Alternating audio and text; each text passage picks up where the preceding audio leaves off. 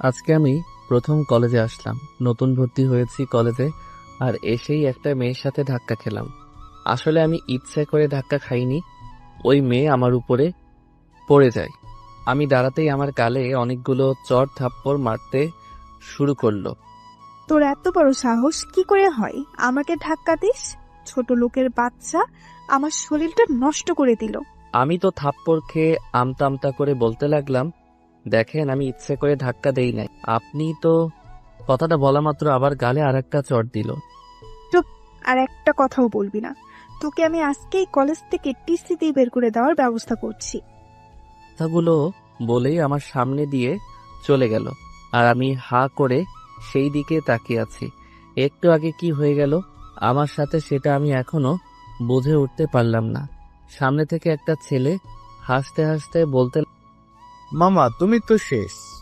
যে মেয়ের উপর ধাক্কা খেয়েছো সে মেয়ে এই কলেজের প্রিন্সিপাল স্যারের মেয়ে, আর অনেক রাগী। কথাটা শোনা মাত্র আমি ভয়ে কাঁপতে লাগলাম। আসলে আমি খ্যাত মার্কা চেহারা নিয়ে কলেজে এসেছি, এরপর আবার ময়লা জামা কাপড় পরে এসেছি, তার উপর আবার বড় একটা চশমা পরেছি বলে সবাই আমাকে নিয়ে অনেক মজা করতেছে। এখন আমার পরিচয়টা দেওয়া যাক। আমি জাহিদ চৌধুরী। অন্য সবার মতো আমারও একটা ভালো পরিচয় আছে, কিন্তু সেটা এখন ধীরে ধীরে জানতে পারবেন।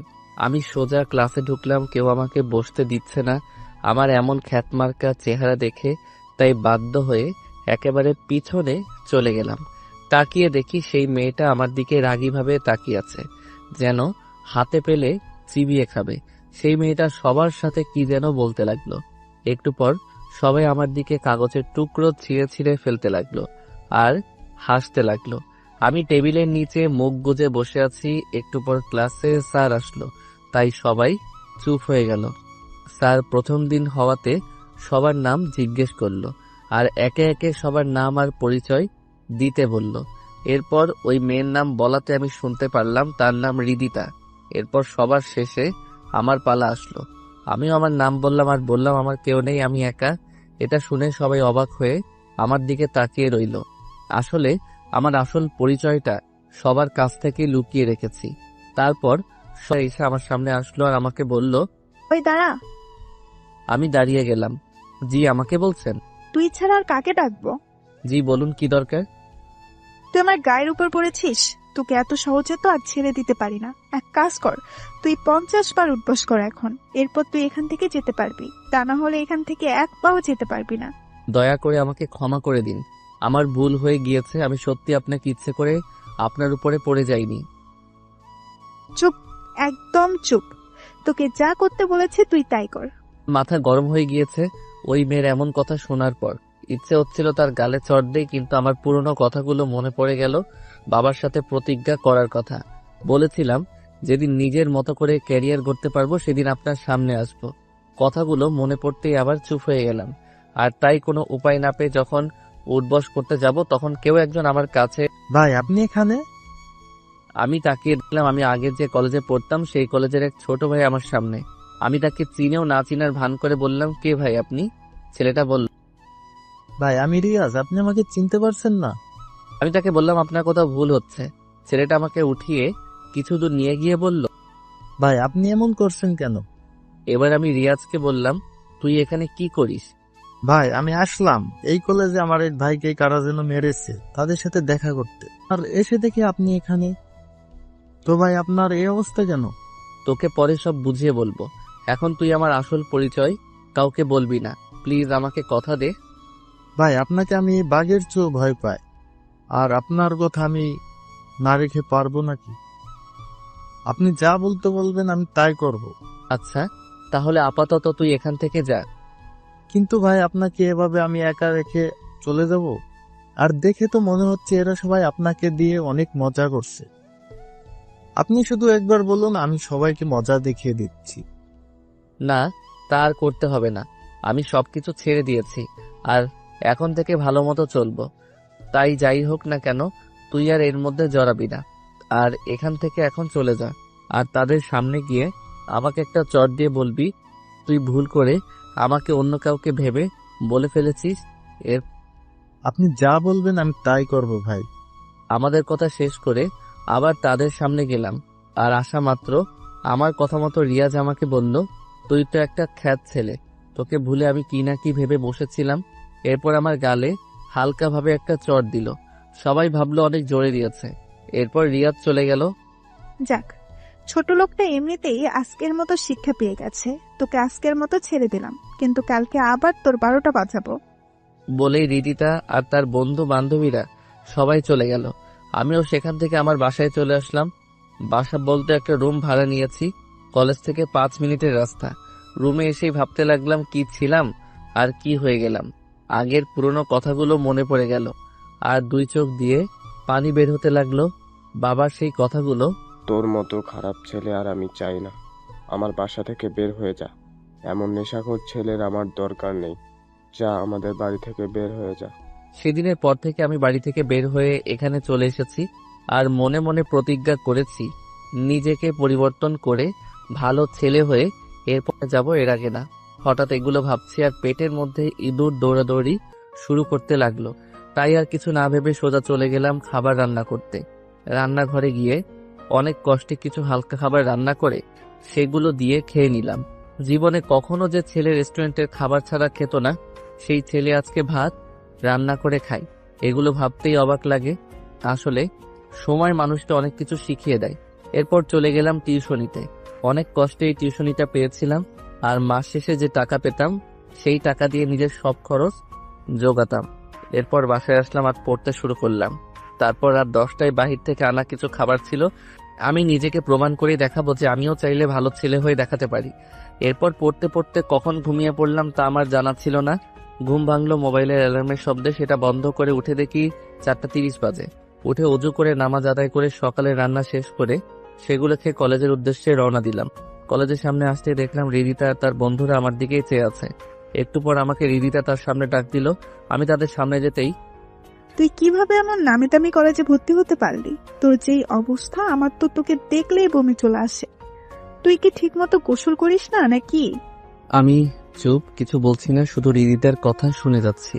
একটু পর রিদিতা আমাকে বলল, এখন তুই আমাদের সবার জুতাগুলো পরিষ্কার করে দে। এটাই হলো তোর আজকের শাস্তি। আমি আর কিছু বললাম না। তাদের সামনে গিয়ে তাদের জুতাগুলো পরিষ্কার করে দিতে লাগলাম। আর মনে হলো আমার চোখ দিয়ে পানি বের হচ্ছে।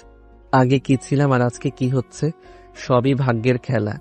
আমি সবার জুতাগুলো পরিষ্কার করার সময় ভুল করে রিদিতার পায়ে আমার হাত লেগে যায়। আর তাতে রিদিতা আমাকে একটা লাফ আর বলতে লাগলো, তোর সাহস কি করে হয়, ছোট লোকের বাচ্চা, আমাকে স্পর্শ করিস? আমি লাফির কারণে কিছুটা পিছনে চলে যাই। এরপর বললাম, ভুল হয়ে গিয়েছে, আমাকে ক্ষমা করে দিন। এরপর রিদিতা আমার উপর কিছু টাকা ছুড়ে দিয়ে সেখান থেকে চলে যায়। আমিও বসে বসে সেই টাকাগুলো নিয়ে ক্লাসে চলে যাই। মনে মনে ভাবলাম, লকিতেও আর টাকা পাইনি, কষ্ট করে জুতা পরিষ্কার করে এরপর টাকা পেয়েছি। এরপর ক্লাসে স্যার চলে আসলো আর আমাদের ক্লাস শুরু করে দিল। মন দিয়ে ক্লাস করতে লাগলাম আর একটু পর পরই রিদিতার দিকে আর চোখে তাকাচ্ছি। আসলে মেয়েটার চেহারাটা পুরো একদম পরীদের মতো, দেখলেই চেয়ে থাকতে মন চায়।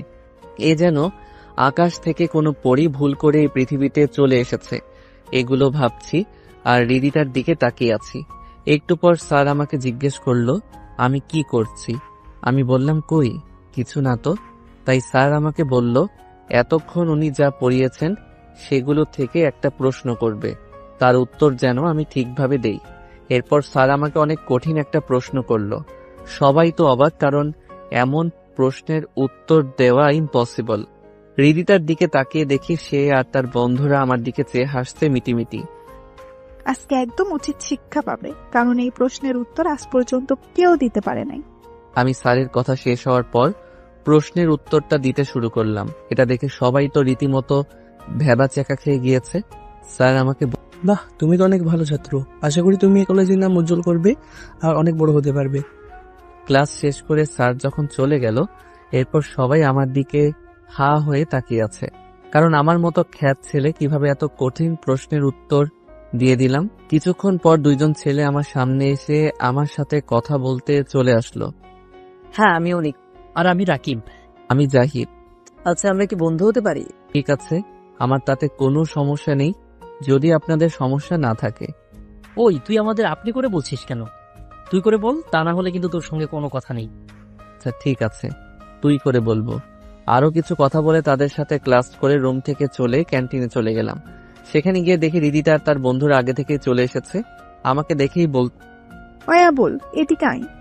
আমাকে বলছেন, তোকে ছাড়া আর কাকে বলবো? কিন্তু আমার নাম তো আবুল না, আমার নাম জাহিদ। চুপ, ছোট লোক। তুই এখানে কি করিস? তুই এখানে আসলে এই পরিবেশটা নষ্ট হয়ে যাবে। যা এখান থেকে চলে যা। তুমি আমার বন্ধুর সাথে এভাবে কথা বলছো কেন? বাহ, আবুলের আবার বন্ধুও হয় নাকি? বন্ধু কি শুধু বড় লোকদেরই থাকে নাকি? এই আবুলের জন্য তোরা আমার সাথে বড় বড় কথা বলছিস? তোদের আমি 12টা বাজিয়ে দিব। দয়া করে ওদের কিছু বলবেন না, আমার জন্য তারা আপনার সাথে এইভাবে কথা বলেছে, তাই আমাকে যা ঠিকই তো, তোর জন্য আজকে আমাকে এইভাবে কথাগুলো বলছে। আজকে তোর খবর আছে। কথাটা বলতেই রিদিতা আবার আমার গালে একটা চড় মেরে দেয়। আমিও গালে হাত দিয়ে দাঁড়িয়ে আছি। অনিক আর রাকিব বলল, চুপচাপ এভাবে মার খেয়ে যাবি? কি করব বলো, তাছাড়া আমার যে আর কিছু করারই নেই। কিছু বললেই তো আবার কলেজ থেকে যদি বের করে দেয় তাহলে তো আমার সব ক্যারিয়ার শেষ হয়ে যাবে। আচ্ছা বাদ দে, মন খারাপ করিস না, আমরা তোর সাথে সবসময় পাশে থাকবো। আচ্ছা চল, খেয়ে বাসায় চলে যাই, আমার আবার অনেক কাজ আছে। খাওয়া শেষ করে কলেজ থেকে বের হয়ে বাসায় গিয়ে ফ্রেশ হয়ে সোজা চলে গেলাম টিউশনিতে। এরপর আবার বাসায় এসে পড়তে শুরু করলাম। এভাবে 3 মাস কেটে গিয়েছে, আর অনিক আর রাকিবের সাথে আমার বন্ধুত্ব অনেক গভীরে চলে গিয়েছে। আর এর মধ্যে তো হৃদিতার অত্যাচার আছেই। প্রতিদিন আমাকে নানান অজুহাতে আমাকে অনেক অপমান করে। এরপর হঠাৎ একদিন ক্লাসে 2 দিন পর কলেজ থেকে শিক্ষা সফরে যাব, সবাই ফর্ম পূরণ করে দিও। স্যার, আমরা সবাই কি খাচ্ছি? সবাই যাচ্ছি, কিন্তু কেন? না, বলছিলাম যে ওই লোকটাকে না নিয়ে গেলে হয় না? সে গেলে তো আমাদের পিকনিকটাই মাটি হয়ে যাবে। তুমি কার কথা বলছো? আর কলেজে সবাই সমান, কেউ ছোট আর কেউ বড় না। ওই যে পেছনে যে ছেলেটা আছে তার কথা বলছি। তাকে দেখলেই আমার গা ঘিন ঘিন করে। প্লিজ আপনি তার নাম বাদ দিয়ে দিন, তাহলে আমরা সবাই খুশি হব। দেখো রিদিতা, কলেজে সবাই সমান, কেউ ছোট আর কেউ বড় নয়, সুতরাং সবাই যাব, এটাই ফাইনাল। রিদিতা মনে মনে রাগে ফেটে যাচ্ছে, কি করবে বুঝে উঠতে পারছে না। ক্লাস শেষ, তাই রিদিতা সোজা জাহিদের কাছে চলে গেল আর বলল, তুই ভুলেও আমাদের সাথে যাবি না, আর যদি যাস তাহলে তোর এমন অবস্থা করব যেন 1 মাস হাসপাতালে থাকতে হয়। আচ্ছা ঠিক আছে, আমি যাব না। আর আমার কাছে পিকনিকে যাওয়ার মতো টাকাও নাই, তাই আপনি টেনশন করবেন না। ঠিক আছে, কথাটা যেন মনে থাকে। তারপর আনিক আর রাকিব আমার কাছে একটা ফর্ম নিয়ে এসে বলে, বন্ধু, এটা পূরণ কর তাড়াতাড়ি। কি এটা? পিকনিকে যাওয়ার ফর্ম। না রে বন্ধু, তোরা যা, আমি যাব না, আমার কাজ আছে অনেক। তুই না গেলে আমরা কেউই যাব না। তোরা বুঝবার চেষ্টা কর, আমি গেলে অনেক সমস্যা হবে। দেখলি তো রিদিতা আমাকে সবার সামনে কিভাবে অপমান করেছে। আরে বাদ দে তো ওই মেয়ের কথা। তুই যাবি আমাদের সাথে থাকবি আর মজা করবি, আর তোদের টাকা আমি দিব, আমি আগে থেকে বলে দিলাম। শালা মায়ের খাবি, কিন্তু টাকা আমি দিব। এভাবে তাদের মাঝে মজার ঝগড়া আর খুনসুটি হতে হতে 2 দিন পর কলেজের সামনে সবাই হাজির হলো বাসের সামনে। আর বাসের সামনে আসতেই রিদিতা দেখলো আবুলটা বাসের ভিতরে ঢুকছে। রিদিতার তো তা দেখে রাগে ফেটে যাচ্ছে। সবাই বাসে বসে বক্সের তালে তালে গান গাইছে আর নাচানাচি করছে, আর আমি পিছনের সিটে এক কোণে বসে আছি যাতে আবার কোনো এরপর সারা রাত বাসে ঘুমানোর পর সকালবেলা আমরা নামলাম কক্সবাজার। সবাই একে একে বাস থেকে নামতে লাগলো। আমি আর অনিক আর রাকিব আমরা একসাথে নামলাম। স্যার আমাদের সবাইকে ডাক দিয়ে বললেন, এখানে যেন কোনো ধরনের সমস্যা না করি, আর কাউকে না বলে একা একা দূরে কোথাও না যাই। এরপর সবাইকে নিয়ে হোটেলে নিয়ে গেল, যেটা আগে থেকেই বুকিং করা ছিল। আমাদের 3 জনের একটা রুমের চাবি দিল। আমরা রুমে গিয়ে রেস্ট নিলাম আর কিছুক্ষণ পর সবাই ঘুমিয়ে পড়লাম। এরপর দুপুরে উঠে সবাই খাওয়া শেষ করে বিকেলবেলা আবার সবাই এক জায়গায় হাজির। সবাই এখন আশেপাশে ঘুরতে যাও, কিন্তু ভুলেও বেশি দূরে যাবে না, তাহলে তার বিরুদ্ধে কঠিন ব্যবস্থা নেওয়া হবে। বাহিরে আসতেই স্যার বলল, সবাই এক হও, গ্রুপে ছবি তুলতে হবে। সবাই যখন একসাথে হলো তখন রিদিতা বলল, স্যার, ওই আবুল যেন আমাদের সাথে না আসে, তাহলে আমরা কেউ ছবি তুলবো না। আমি দেখলাম রিদিতার সাথে সাথে তার বন্ধুরাও আমাকে তাদের সাথে আসতে না করছে। তখন স্যার বলল, দেখো এটা ঠিক না, তোমরা সবাই ছেলেটাকে এভাবে অপমান করতে পারো না। আর এটা কলেজের নিয়ম, সবাইকে ছবিতে থাকতে হবে। তাহলে আপনিও ছবি তোলেন, আমরা সবাই গেলাম। আপনারা কেউ যাবেন না, আর আমার ছবি তুলতে কোনো ইচ্ছা নেই। আপনারাই ছবি তুলুন, আমি অন্যদিকে আছি। স্যার আবুল যখন বলে দিয়েছে সে ছবি তুলবে না, তাহলে তো হয়েই গেল। স্যার আর কিছু না বলে আমাকে একা রেখেই ছবি তুলে ফেললো। আমি অন্যদিকে আনমনে তাকিয়ে আছি।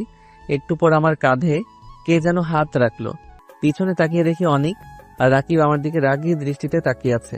কে তোরা আমার উপর এভাবে রাগী ভাবে তাকিয়ে? তুই ছবি তুলতে আসলি না কেন? এমনি রে, আমার এগুলো ভালো লাগে না। তুই রিদিতাকে কেন এত ভয় পাস? আমরা তো আছি তোর সাথে। আমি চাই না আমার জন্য তোদেরও কোনো ক্ষতি হোক। আচ্ছা চল, সাগরের পাড় দিয়ে হাঁটি, ভালো লাগবে। আমরা সাগরের পাড় দিয়ে হাঁটাহাঁটি করছি, আর অন্যদিকে রিদিতা আর তার বন্ধুরা বক্স দিয়ে নাচানাচি আর হই হুল্লোড় করছে। সাথে বিয়ার আর কোমল পানি আছে। সন্ধ্যা হয়ে এসেছে, তাই অনিক আর রাকিব বলল চল এবার হোটেলে চলে যাই। আমি বললাম তোরা যা, আমি একটু পর আসতেছি। তারাও কিছু না বলে আমাকে রেখে চলে গেল। আমিও সামনের দিকে হাঁটছি, আর দূরে আগুন জ্বালিয়ে একটা মেয়ে আর কিছু ছেলে নাচানাচি করছে বলে মনে হলো।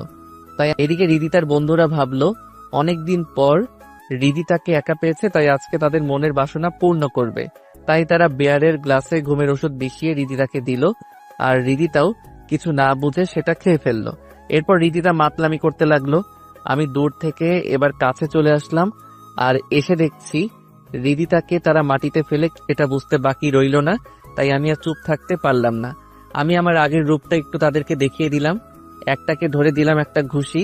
সেই ঘুষি খেয়ে মুখে হাত দিয়ে দেখে রক্ত বের হচ্ছে, তাই দেখে বাকিরাও সেখান থেকে পালিয়ে যায়। আমি এরপর নিচে তাকিয়ে দেখলাম রিদিতা মাটিতে শুয়ে আবোল তাবোল বকছে। তাকে এখন কি করা যায় তাই ভাবছি, আর আশেপাশে দেখছি কেউ নেই আশেপাশে, তাই বাধ্য হয়ে তাকে কোলে তুলে নিলাম। মা গড়ে এই মেয়ে দেখছি অনেক ভারী। আমার মাথা দিয়ে ঘাম বের হচ্ছে। অনেক কষ্টে হোটেলের ভিতরে নিয়ে গিয়ে রিদিতার রুমের চাবিটা নিয়ে ওর রুমে দিয়ে আসলাম। ওকে রুমে এসে খাটে শোয়াতে রিদিতা আমাকে তার কাছে টেনে নিল, আর আমি সোজা তার শরীরের উপরে পড়ে যাই। সে নেশার ঘরে আমাকে তার ঠোঁটে কিস করতে লাগলো। আমি তাকে ছাড়ানোর অনেক চেষ্টা করছি, কিন্তু তার উপর যেন অন্য কেউ ভর করে আছে। অনেক কষ্টে তাকে ছাড়িয়ে এরপর রিদিতাকে শুইয়ে দিলাম, আর আমি রুম থেকে বের হয়ে গেলাম। ভাবছি একটু আগে কি হয়ে গেল, তাই আর কেউ দেখেওনি। এগুলো মনে মনে ভাবতে ভাবতে আমার রুমে গিয়ে দেখি তারা ঘুমিয়ে পড়েছে। আমিও গিয়ে ঘুমিয়ে পড়লাম। এরপর সকালে ঘুম থেকে উঠে দেখি বাইরে অনেক হইচই। আমি বাহিরে আসতেই রিদিতা আমাকে দেখেই আমার জামার কলার ধরে চড় থাপ্পড় দিতে লাগলো, আর তুই নাকি আমাকে কালকে ওখানে নিয়ে এসেছিস? তোর এত বড় সাহস হলো কিভাবে আমাকে নিয়ে এসেছিস? আমি বললাম আপনি কিভাবে জানলেন? হোটেলের স্টাফকে বলাতে সে তোর কথা বলেছে। দেখুন, আমার কিছু করার ছিল না। কালকে রাতে আপনি বাহিরে অজ্ঞান হয়ে পড়েছিলেন, সেখান থেকে আমি আপনাকে এখানে নিয়ে এসেছি। দাঁড়া, আমি আসতেছি, এরপর তোর ব্যবস্থা নিচ্ছি। বলে রিদিতা হোটেলের সিসিটিভি রুমে গিয়ে কালকে রাতে এখানে কি হয়েছে সেগুলো দেখতে লাগলো। আর যা দেখলো তা দেখে তো তার সারা শরীর পুড়তে লাগলো। দেখছে আবুলটা তাকে কোলে করে তার রুমে নিয়ে যাচ্ছে। এরপর সোজা আমার কাছে এসে আমাকে মারতে লাগলো। বল, আমার সাথে কি করেছিস কালকে রাতে? তুই আমার ইজ্জত নিয়েছিস? তার কথা শুনে সবাই তো অবাক, আমিও অবাক। কি বলছে এই মেয়ে? দেখুন, আপনার কোথাও ভুল হচ্ছে। আমি কালকে রাতে যদি আপনাকে না নিয়ে আসতাম, তাহলে আপনার বন্ধুরা আপনার ইজ্জত কেড়ে নিত। এরপর রিদিতার বন্ধুরা আমাকে এসে আমাকে মারতে আর বলতে লাগলো, শালা, তুই একটা মেয়ের ইজ্জত কেড়ে নিয়েছিস, তার উপর আমাদের উপর বদনাম দিচ্ছিস। ওই ফকিরের বাচ্চাটাকে মার, মেরে ওর অবস্থা এমন করবি যাতে আর এমন কাজ না করতে পারে। এরপর রিদিতার কথা মতো তার বন্ধুরা আমাকে অনেক মারধর করে, যার ফলে আমার অনেক জায়গা দিয়ে রক্ত বের হয়। একটু পর স্যার এসে কি হচ্ছে? যা হয়েছে তার বিচার কলেজে হবে, এখানে এগুলো বন্ধ করো। স্যারের কথা শুনে তারা আমাকে ছেড়ে দেয়, আর আমি কোনো রকমে উঠে দাঁড়াই। অনিকার রাকিব আমাকে নিয়ে ডাক্তারের কাছে নিয়ে যায়, আর আমাকে শালা, কি দরকার ছিল ওই মেয়েকে বাঁচাতে? চলে আসতি, যা হওয়ার হতো। তাহলে আজকে তোর এই অবস্থা হতো না। আমি তাদের কালকে রাতের সব ঘটনা খুলে বলি। আমার কথা শেষ হতেই অনিক আমাকে একটা চড় মারে আর বলে, বাদ দে বন্ধু, আমি কিভাবে পারবো এমন একটা খারাপ পরিস্থিতিতে তাকে ফেলে আসতে। আমি না হয় মার খেয়েছি, কিন্তু একটা মেয়ের যা নাকি তার জীবনের সম্পদ, সেটা আমরা তোর মতো বন্ধু পেয়ে অনেক খুশি। এগুলো বাদ দে। এখন কি হবে কলেজে? তোর বিচার হবে। কি বিচার হয় সেটাই তো চিন্তার বিষয়। যা হবার হবে। আল্লাহ যা করবেন ভালোর জন্য হবে। এরপর আমরা ডাক্তারের দোকান থেকে নিজের কিছু কিছু জায়গাতে ব্যান্ডেজ করে আর ওষুধ নিয়ে চলে আসলাম হোটেলে। হোটেলে আসার পর স্যার সবাইকে বলল, কালকে সবাই চলে যাব কলেজের উদ্দেশ্যে, তাই সবাই যেন তৈরি থাকি। এই বলে স্যার চলে গেলেন। পরদিন সকালে বাস আবার কলেজের উদ্দেশ্যে রওনা দিল। এরপর সারাদিন পর সন্ধ্যায় বাস এসে কলেজের সামনে থামলো। যে যার বাস থেকে নেমে বের হতে লাগলো আর আমি আর আমার বন্ধুরা নেমে পড়লাম। আমি নামতেই রিদিতা বলল কালকের জন্য রেডি থাকতে। আমি আর কিছু না বলে চলে গেলাম। যার জন্য করি চুরি সেই বলে চোর। কথাটা ভেবে অনিক আর রাকিবকে বিদায় দিয়ে আমিও বাসায় চলে আসলাম। এসে ঘুমিয়ে পড়লাম। এরপর সকালে ঘুম থেকে উঠে কলেজের উদ্দেশ্যে রওনা দিলাম। কলেজে আসতে দেখলাম কলেজের মাঠে অনেক লোকজন। আমি ভিতরে যেতেই রিদিতা আমার জামার কলার ধরে টানতে টানতে মাঠের মাঝখানে, সেখানে দেখলাম ছাত্রছাত্রী ছাড়াও স্যার ম্যাডাম আর প্রিন্সিপাল স্যারও আছেন। আমাকে সবার সামনে এনে রিদিতা বলল, বাবা, এই ফকিন্নির বাচ্চা আমার সব শেষ করে দিয়েছে। আমি এখন মুখ দেখাতে পারবো না। ওকে এমন শাস্তি দাও যেন ভুলেও কোনো মেয়ের সাথে এমন কাজ করার আগে 10 বার ভাববে। প্রিন্সিপাল স্যার বলল, একে টিসি দিয়ে বের করে দেই। রিদিতা বলল, না বাবা, একে এত তাড়াতাড়ি এখান থেকে বের করে দেওয়া যাবে না।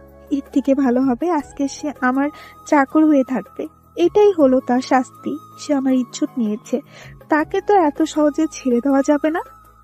আমি শুধু রিদিতার কথাগুলো চুপ করে শুনছি, কিছু বলছি না। আমি যদি ইচ্ছে করি 1 সেকেন্ডে সবকিছু ঠিক করে ফেলতে পারতাম, কিন্তু আমি চুপ হয়ে আছি। কেননা আমাকে ক্যারিয়ার গড়তে হবে। এর জন্য সব কষ্ট মাথা পেতে নিতে পারবো। আর এটা তো আমার অতীতের তুলনায় কিছু না। আমি অতীতে যা করেছি সেগুলো এর তুলনায় সব তুচ্ছ। কথাগুলো মনে মনে ভাবছি। এরপর প্রিন্সিপাল স্যার আমার সামনে এসে বলল, এবারের মতো তোকে আমার মেয়ের কথা চিন্তা করে ছেড়ে দিলাম। আর আমার মেয়ে যা বলে তাই কর, যদি ওই কলেজে থাকতে চাস। কথাগুলো বলে চলে গেলেন। এরপর যে যার মতো চলে গেল। ক্লাসে একটু পর আমিও ক্লাসে আসলাম। ভিতরে রিদিতা আমায় বলল, এই আবুল, আমার সামনে আয়। আমিও তার সামনে চলে আসলাম। আর আসা মাত্র রিদিতা আমায় বলল, তোকে আমি তিল তিল করে কষ্ট দিব। যে কষ্ট তুই না পারবি সইতে, না পারবি কাউকে বলতে। আমি রিদিতাকে অনেক বোঝালাম, দেখুন আপনি আমাকে ভুল বুঝছেন। প্লিজ আমার ক্যারিয়ারটা শেষ করে দিবেন না। আমার অনেক স্বপ্ন, আমি একদিন নিজের পায়ে দাঁড়াবো। আমার কথা শুনে রিদিতা হাসতে লাগলো। ছোট লোকের বাচ্চা বলে কি, তার আবার নাকি স্বপ্ন আছে। তোর স্বপ্ন আমি পানিতে চুবিয়ে মারবো, তুই শুধু দেখতে থাক। এই বলে রিদিতা আমাকে বলল এখন আমি যেন তার জন্য বাহির থেকে খাবার নিয়ে আসি। আমি বললাম এখন তো স্যার আসবে আর ক্লাস শুরু হয়ে যাবে। রিদিতা আমার দিকে রাগীভাবে তাকিয়ে, তুই যাবি কিনা বল, তা না হলে তোর ব্যবস্থা নিচ্ছি। আমি আর কিছু না বলে ক্লাস থেকে বের হয়ে গেলাম রিদিতার কাছ থেকে টাকা নিয়ে। বাহিরে গিয়ে রিদিতার বলা মতো ক্যাডবেরি আর চিপস নিয়ে আবার ক্লাসের সামনে আসলাম। দেখি স্যার ক্লাস করাচ্ছেন। আমাকে দেখেই স্যার বলল, ক্লাস ফাঁকি দে, কোথায় গিয়েছিলি? আমি চুপ করে থাকাতে স্যার আরো অনেক কথা শোনাতে লাগলেন। এরপর আমাকে বাহিরেই থাকতে বললেন। আমিও চুপ হয়ে আছি বাহিরে। এরপর স্যার ক্লাস শেষ করে বাহিরে বের হলে আমি ভিতরে গিয়ে রিদিতার হাতে খাবারের প্যাকেটটি দিয়ে আবার পিছনে চলে আসলাম। আর ভাবতে, এভাবে তো আর আমি নিজের ক্যারিয়ার করতে পারবো না। আমাকে কিছু একটা ভাবতে হবে। বাকি ক্লাসগুলো শেষ করে আমি আর আমার বন্ধুরা কলেজের বাহিরে বের হব। এমন সময় পিছন থেকে আবার ডাক আসলো। আমি বুঝতে পারলাম এটা রিদিতার ডাক, তাই দাঁড়িয়ে পড়লাম আর পিছনে তাকিয়ে দেখলাম রিদিতা। কিরে, তুই আমাকে না বলেই কয়ে যাস? এখন তো ক্লাস শেষ, তাই বাসায় যাচ্ছি। তুই যেখানেই যাস না কেন আমাকে বলে এরপর যাবি। ঠিক আছে, কালকে থেকে বলে এরপর যাব। আজকে যেহেতু তুই ভুল করেছিস, তাই তোর সেই শাস্তি তো পেতেই হবে। এই বলে রিদিতা আমাকে 2টা চড় মারলো। এরপর বলল, আর যেন এই ভুল না করিস। আমি গালে হাত দিয়ে চলতে লাগলাম আর মনে মনে বললাম, এর প্রতিশোধ একদিন আমি নিব। এরপর বাসায় এসে ফ্রেশ হয়ে খেয়ে নিলাম। এরপর গেলাম টিউশন। সেখানে গিয়ে দেখি আন্টির পাশে একটা মেয়ে কথা বলছে। আমি তাদের সামনে দিয়ে পাশ কাটিয়ে আসার সময় দেখলাম মেয়েটার কেউ নয়, হৃদিতা। আমাকে দেখেই সে রেগে ফায়ার হয়ে আছে। আমিও সেখানে না থেকে আমি আমার ছাত্র ছাত্রীদের কাছে গেলাম আর চোখে দেখলাম হৃদিতা আমার দিকে হাত দিয়ে ইশারা করে আন্টিকে কি কি যেন বলছে। আমি আর সেদিকে না চেয়ে পড়াতে লাগলাম। পড়ানো শেষ করে যখন চলে যাব তখন আন্টি এসে আমার কাছে টাকা দিল। আমি তো অবাক, মাস শেষ না হতেই টাকা কেন? তাই আমি আন্টিকে বললাম, আন্টি মাস তো শেষ হয় নাই, আর আমি তো আপনার কাছে টাকাও চাই নাই, তাহলে টাকা দিলেন যে? আসলে বাবা, তোমাকে আর কালকে থেকে এখানে আসতে হবে না। আমরা নতুন শিক্ষক নিয়োগ করে দিয়েছি। কেন আন্টি, আমি কি খারাপভাবে পড়াচ্ছি বুঝি? না বাবা, তা নয়। তুমি অন্য জায়গাতে পড়ো গিয়ে, আর কিছু বলতে পারবো না। এগুলো বলেই আন্টি আমাকে বিদায় করে দিলেন। আমি কি বলবো বুঝলাম না। শেষ সম্বল টিউশনি, সেটাও হৃদিতা আমার কাছ থেকে কেড়ে নিল। এখন আমি কি করব? না, আমাকে এভাবে ভেঙে পড়লে হবে না, কাজ খুঁজতে হবে। কিন্তু এখন কি কাজ করব এগুলো ভাবছি আর রাস্তা দিয়ে হাঁটছি। হাঁটতে হাঁটতে সামনেই চোখে পড়ল একটা গাড়ির গ্যারেজের সামনে কাজের ছেলে নিবে এমন একটা নিয়োগ বিজ্ঞপ্তি দেওয়া আছে। আমি আর কিছু না ভেবে সেখানে গিয়ে কাজের কথা বলাতেই আমাকে বলল, কাজ অনেক কষ্টের হবে, পারবো কিনা? আমি বললাম, হ্যাঁ আমি পারবো। এরপর আমাকে আমার কাজ বুঝিয়ে দিলেন। কাজ হলো গাড়ি ধোয়া আর পরিষ্কার করা। যাক, কাজ শেষ করে বাসায় এসে খাবার খেয়ে পড়তে শুরু করলাম। এরপর গভীর রাতে ঘুমিয়ে পড়লাম। পরদিন সকালে কলেজে গেলাম। ভেতরে আসতেই আবার হৃদিতা। আয় আবুল, এদিকে আয়। জি বলুন। তুই এরকম খ্যাত মার্কা হয়ে কলেজে আসিস কেন? গরিব মানুষের আবার এর থেকে ভালো কিছু হয় নাকি? আমি তোকে কিছু টাকা দেই, তুই তারপরেও এভাবে কলেজে আসিস না। যতই হোক তুই আমার চাকর বলে কথা। আমার একটা মান সম্মান আছে। আমি ভেবেছিলাম হয়তো মেয়েটা ভালো হয়ে গিয়েছে, কিন্তু আমি ভুল ছিলাম।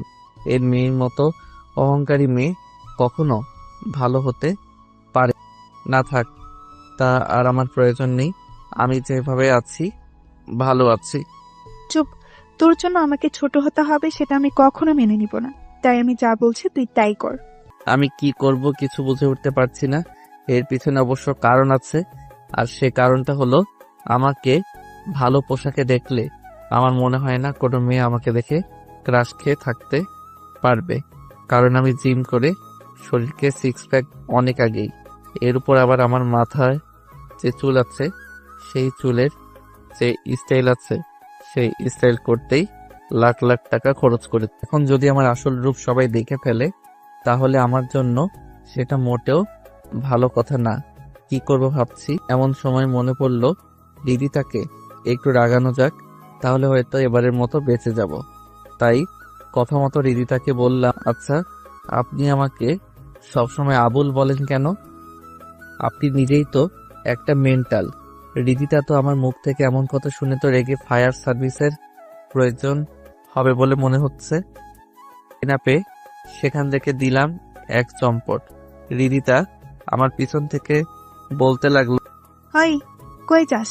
দাঁড়া দাঁড়া বলছি, তা না হলে তোর খবর আছে। আমাকে আবার পাইকে। আমি সোজা সেখান থেকে চলে ক্লাসে ঢুকে গেলাম।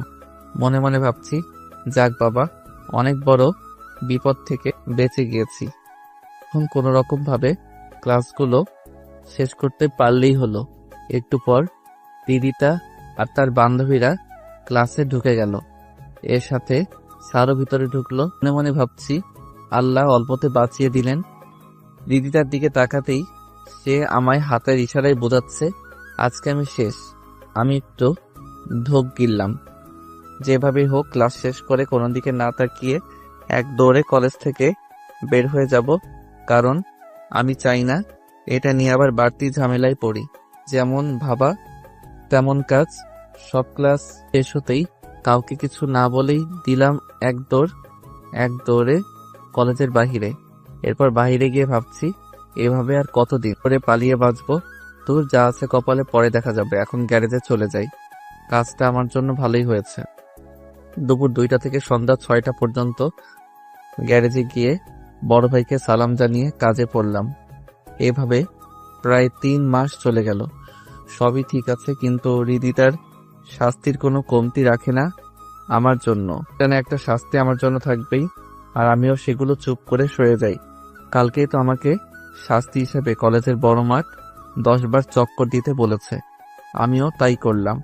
10 বার এত বড় মাঠ সহজেই তো আর চক্কর দেওয়া যায় না। আমার বেলাতেও কাটতে অনেক কষ্ট হচ্ছিল, কিন্তু হৃদিতার মন একবারও গলেনি। 10 বার চক্কর দেওয়ার পর আমার মুক্তি হলো। এখন আমি গাড়ির মেকানিক। এই কয়দিনে অনেক কিছু শিখে গিয়েছি। আমার একটা ভালো গুণ আছে, সেটা হলো আমি একবারে যে জিনিসটা দেখাবো সেটা খুব সহজেই শিখে নিতে পারি। তাই আমার এই কাজগুলো শিখতে বেশি দেরি হলো না। এমনই একদিন কাজ করার সময় গ্যারেজে একটা গাড়ি আসলো। গাড়ির ভিতর থেকে যে নামলো তাকে দেখেই আমি তো পুরাই অবাক, কারণ গাড়ি থেকে আর কেউ না, হৃদিতা নেমেছে। সে বাহ, তুই এখানে কাজ করিস? কি করব বলুন, আগে টিউশনিটা তো আপনি আমার কাছ থেকে কেড়ে নিলেন, তাই বাধ্য হয়ে জায়গাতে কাজ করছি। বেশ করেছে তোকে টিউশন থেকে বের করে দিয়ে। বেশি কথা বললে এই জায়গা থেকেও তোকে তাড়ানোর ব্যবস্থা করব। আমি আর বেশি কথা না বলে বললাম, তা কি সমস্যা হয়েছে গাড়ির? কেন সে কথা আমি তোকে কেন বলবো? কারণ এখানে গাড়ি আমি ঠিক করি।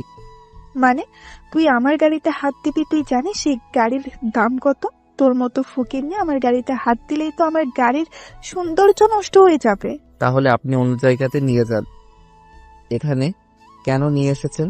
তুই আমার মুখের উপর কথা বলিস? তোর এত বড় সাহস! কথা না বলে আমার গাড়ি ঠিক করে দে, কিন্তু খুব সাবধানে। গাড়ির যেন কোনো ক্ষতি না হয়, তাহলে তোর কিডনি বিক্রি করে দেব। কি মেয়ে রে বাবা, এমন মেয়ে জীবনেও দেখি নাই। সব সময় অহংকার, আর সামান্য 5 লাখ টাকার গাড়ির জন্য এই অবস্থা। ভাবতেই হাসি পেল। তাই আর কিছু না ভেবে হৃদিতার গাড়ি ঠিক করতে লাগলাম।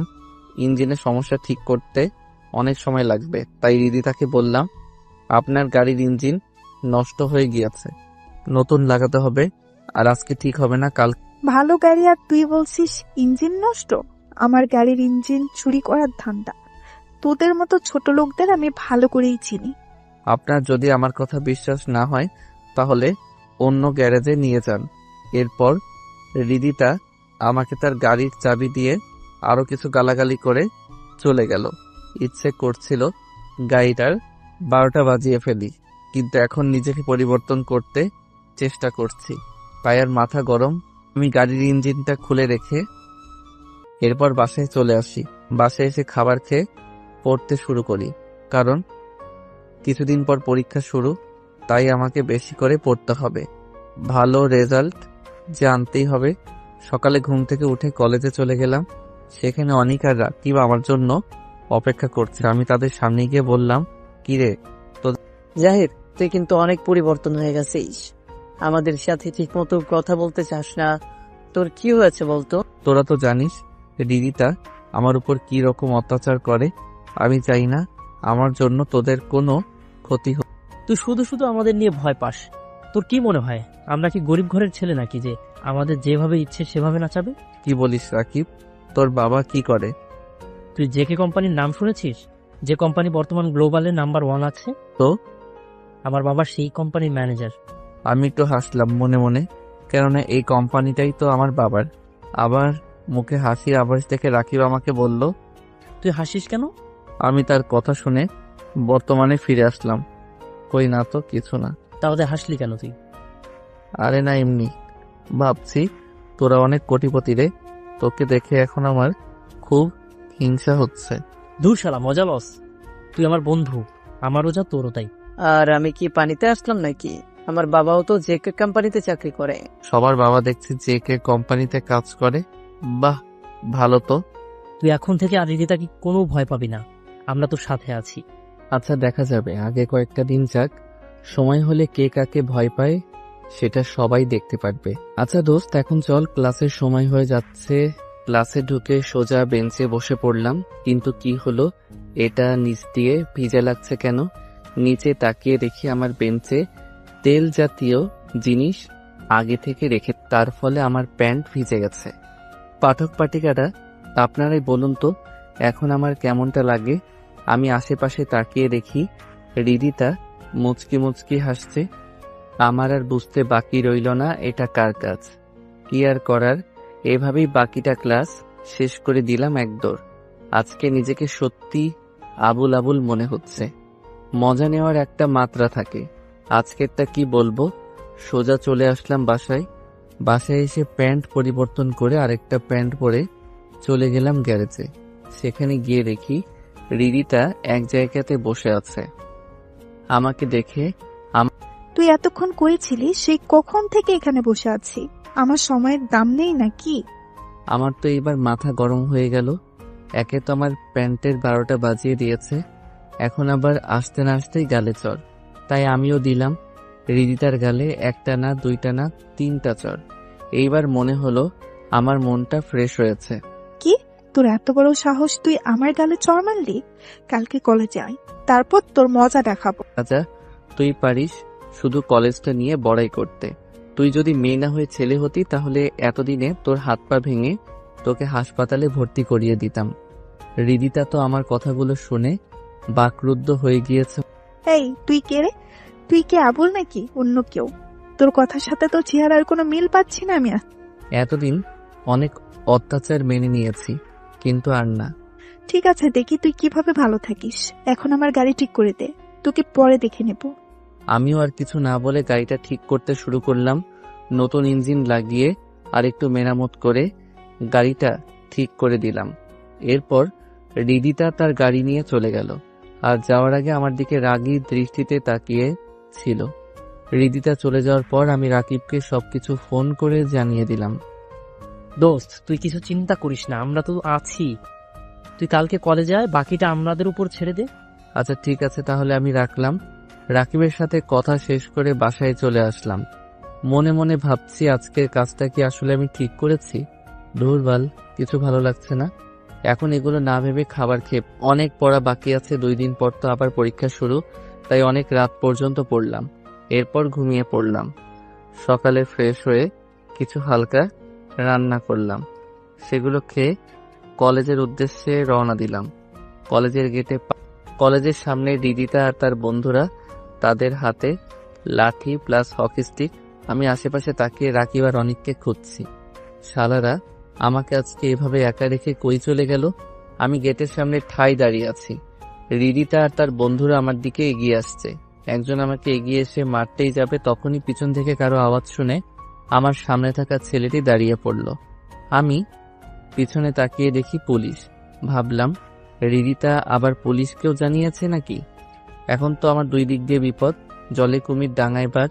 মনে মনে ভাবছি জাহিদ আজকে তুই শেষ। তখন তুই ভয় পাস না, পুলিশকে আমি ফোন করে আসতে বলেছি। এইখানে কি হচ্ছে এসব? স্যার, এই ছোট লোকের বাচ্চা আমাকে মেরেছে, আপনি তাকে ধরে নিয়ে যান, আর এমন ভাবে মারবেন যেন 1 মাস হাসপাতালে ভর্তি হয়ে থাকে। সেটা কি আমি আপনার কাছ থেকে শুনবো? এই মেয়ে, তুমি এই ছেলের সাথে এমন খারাপ ব্যবহার করছো কেন? আমার তো তোমাদের সবাইকে সন্দেহ হচ্ছে। এরপর যদি আবার এমন কাজ করতে দেখি তাহলে সবগুলোকে ধরে নিয়ে যাব। কোন সবাই ক্লাসে যাও। পুলিশের কথা শুনে সবাই যে যার মতো সেখান থেকে চলে গেল। এরপর রাকিব পুলিশকে উদ্দেশ্য করে বলল, ধন্যবাদ স্যার, সময় মতো এখানে আসার জন্য। ধন্যবাদের কি আছে, এটা আমাদের কর্তব্য। এরপর আবার সমস্যা করলে আমাকে জানাবে, আমি আবার চলে আসব। এরপর পুলিশ চলে গেল। ধন্যবাদ দোস্ত, আজকে তোরা না থাকলে এতক্ষণে আমি হয়তো পটল তুলতাম। তোকে আগেই বলেছি, তুই এখন থেকে আর কোনো চিন্তা করবি না, আমরা তোর সাথে আছি। এখন চল ক্লাসে যাই। এরপর আমরা 3 জন বন্ধু মিলে ক্লাসে গেলাম। এদিকে হৃদিতা ভাবছে, আবুলকে তো এখন আর অত্যাচার করা যাবে না, নতুন ফোন দিয়ে বের করতে হবে। আমাকে চড় মেরেছিস তুই, এর শাস্তি তো তোকে পেতেই হবে। হঠাৎ হৃদিতার মনে একটা বুদ্ধি আসলো। আবুলটাকে প্রেমের জালে ফাঁসালে কেমন হয়? বুদ্ধিটা খারাপ না, এরপর সময় বুঝে আমার প্রতিশোধটা নেওয়া যাবে। আমি ক্লাসে ঢুকলাম। আমি অনিক আর রাকিব একসাথে বসে আছি। একটু পর স্যার আসলো, আর এসেই বলল, বাইরে নোটিশ বোর্ডে দেওয়া আছে কালকে থেকে পরীক্ষা, রুটিন থেকে পরীক্ষার সময় আর কে কার সাথে পরীক্ষা দিবে সেটা বের করে নিও। এখন সবাই ক্লাসে মনোযোগ। ক্লাস শেষ হতেই হৃদিতা আমার সামনে এসে বলল 10 মিনিট পর কলেজের পিছনে যেতে। কথা আছে। আমি তো একটু ভয় পেলাম, আবার নতুন কোনো মারার ফোন দি নাকি। ভয় পাস না, তুই যা, কিছু হলে পুলিশকে ফোন দিলেই চলে আসবে। এরপর রিদিতা একটা হাসি দিয়ে চলে গেল। আমরা তিনজন তো অবাক। রাকিব তো আমাকে খোঁচা মেরে বলল, কিরে বন্ধু, বুঝলাম না, তোকে দেখে হাসি দিল কেন এমন? তো প্রেমে টেমে পড়ে গেল নাকি? ধুর, কি যে বলিস না, এই মেয়েকে আমি জীবনেও বিশ্বাস করব না। আর প্রেম তো দূরের কথা। আচ্ছা তোরা থাক, আমি গিয়ে দেখে আসি কি বলে। এরপর তাদের কাছ থেকে বিদায় নিয়ে কলেজের পিছনের দিকে চলে আসলাম। এসে দেখি রিদিতা আগে থেকে আমার জন্য অপেক্ষা করছে। আমি তার সামনে আসতেই সে আমাকে বলল, সরি জাহিদ, এতদিন আমি তোমার সাথে যা যা করেছি তার জন্য আমাকে ক্ষমা করে দাও প্লিজ। জানি আমার এই ভুলের কোনো ক্ষমা নেই, তারপরেও আমি জানি তুমি আমাকে ক্ষমা করে দেবে, কারণ তোমার মন অনেক ভালো।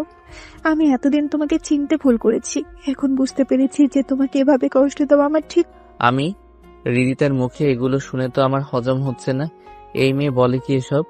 রিদিতার মুখে এমন কথা স্বপ্নেও শোনা সম্ভব না, আর আমি দিনে দুপুরে এগুলো শুনছি। রিদিতা আবার বলতে শুরু করেছে, জানি তো আমার কথা বিশ্বাস করতে পারছো না, কিন্তু আমি সত্যি আমার ভুল বুঝতে পেরেছি। আমাকে ক্ষমা করে দাও জাহিদ। আপনি ঠিক আছেন তো? এগুলো কি বলছেন? যা বলছি ঠিকই বলছি।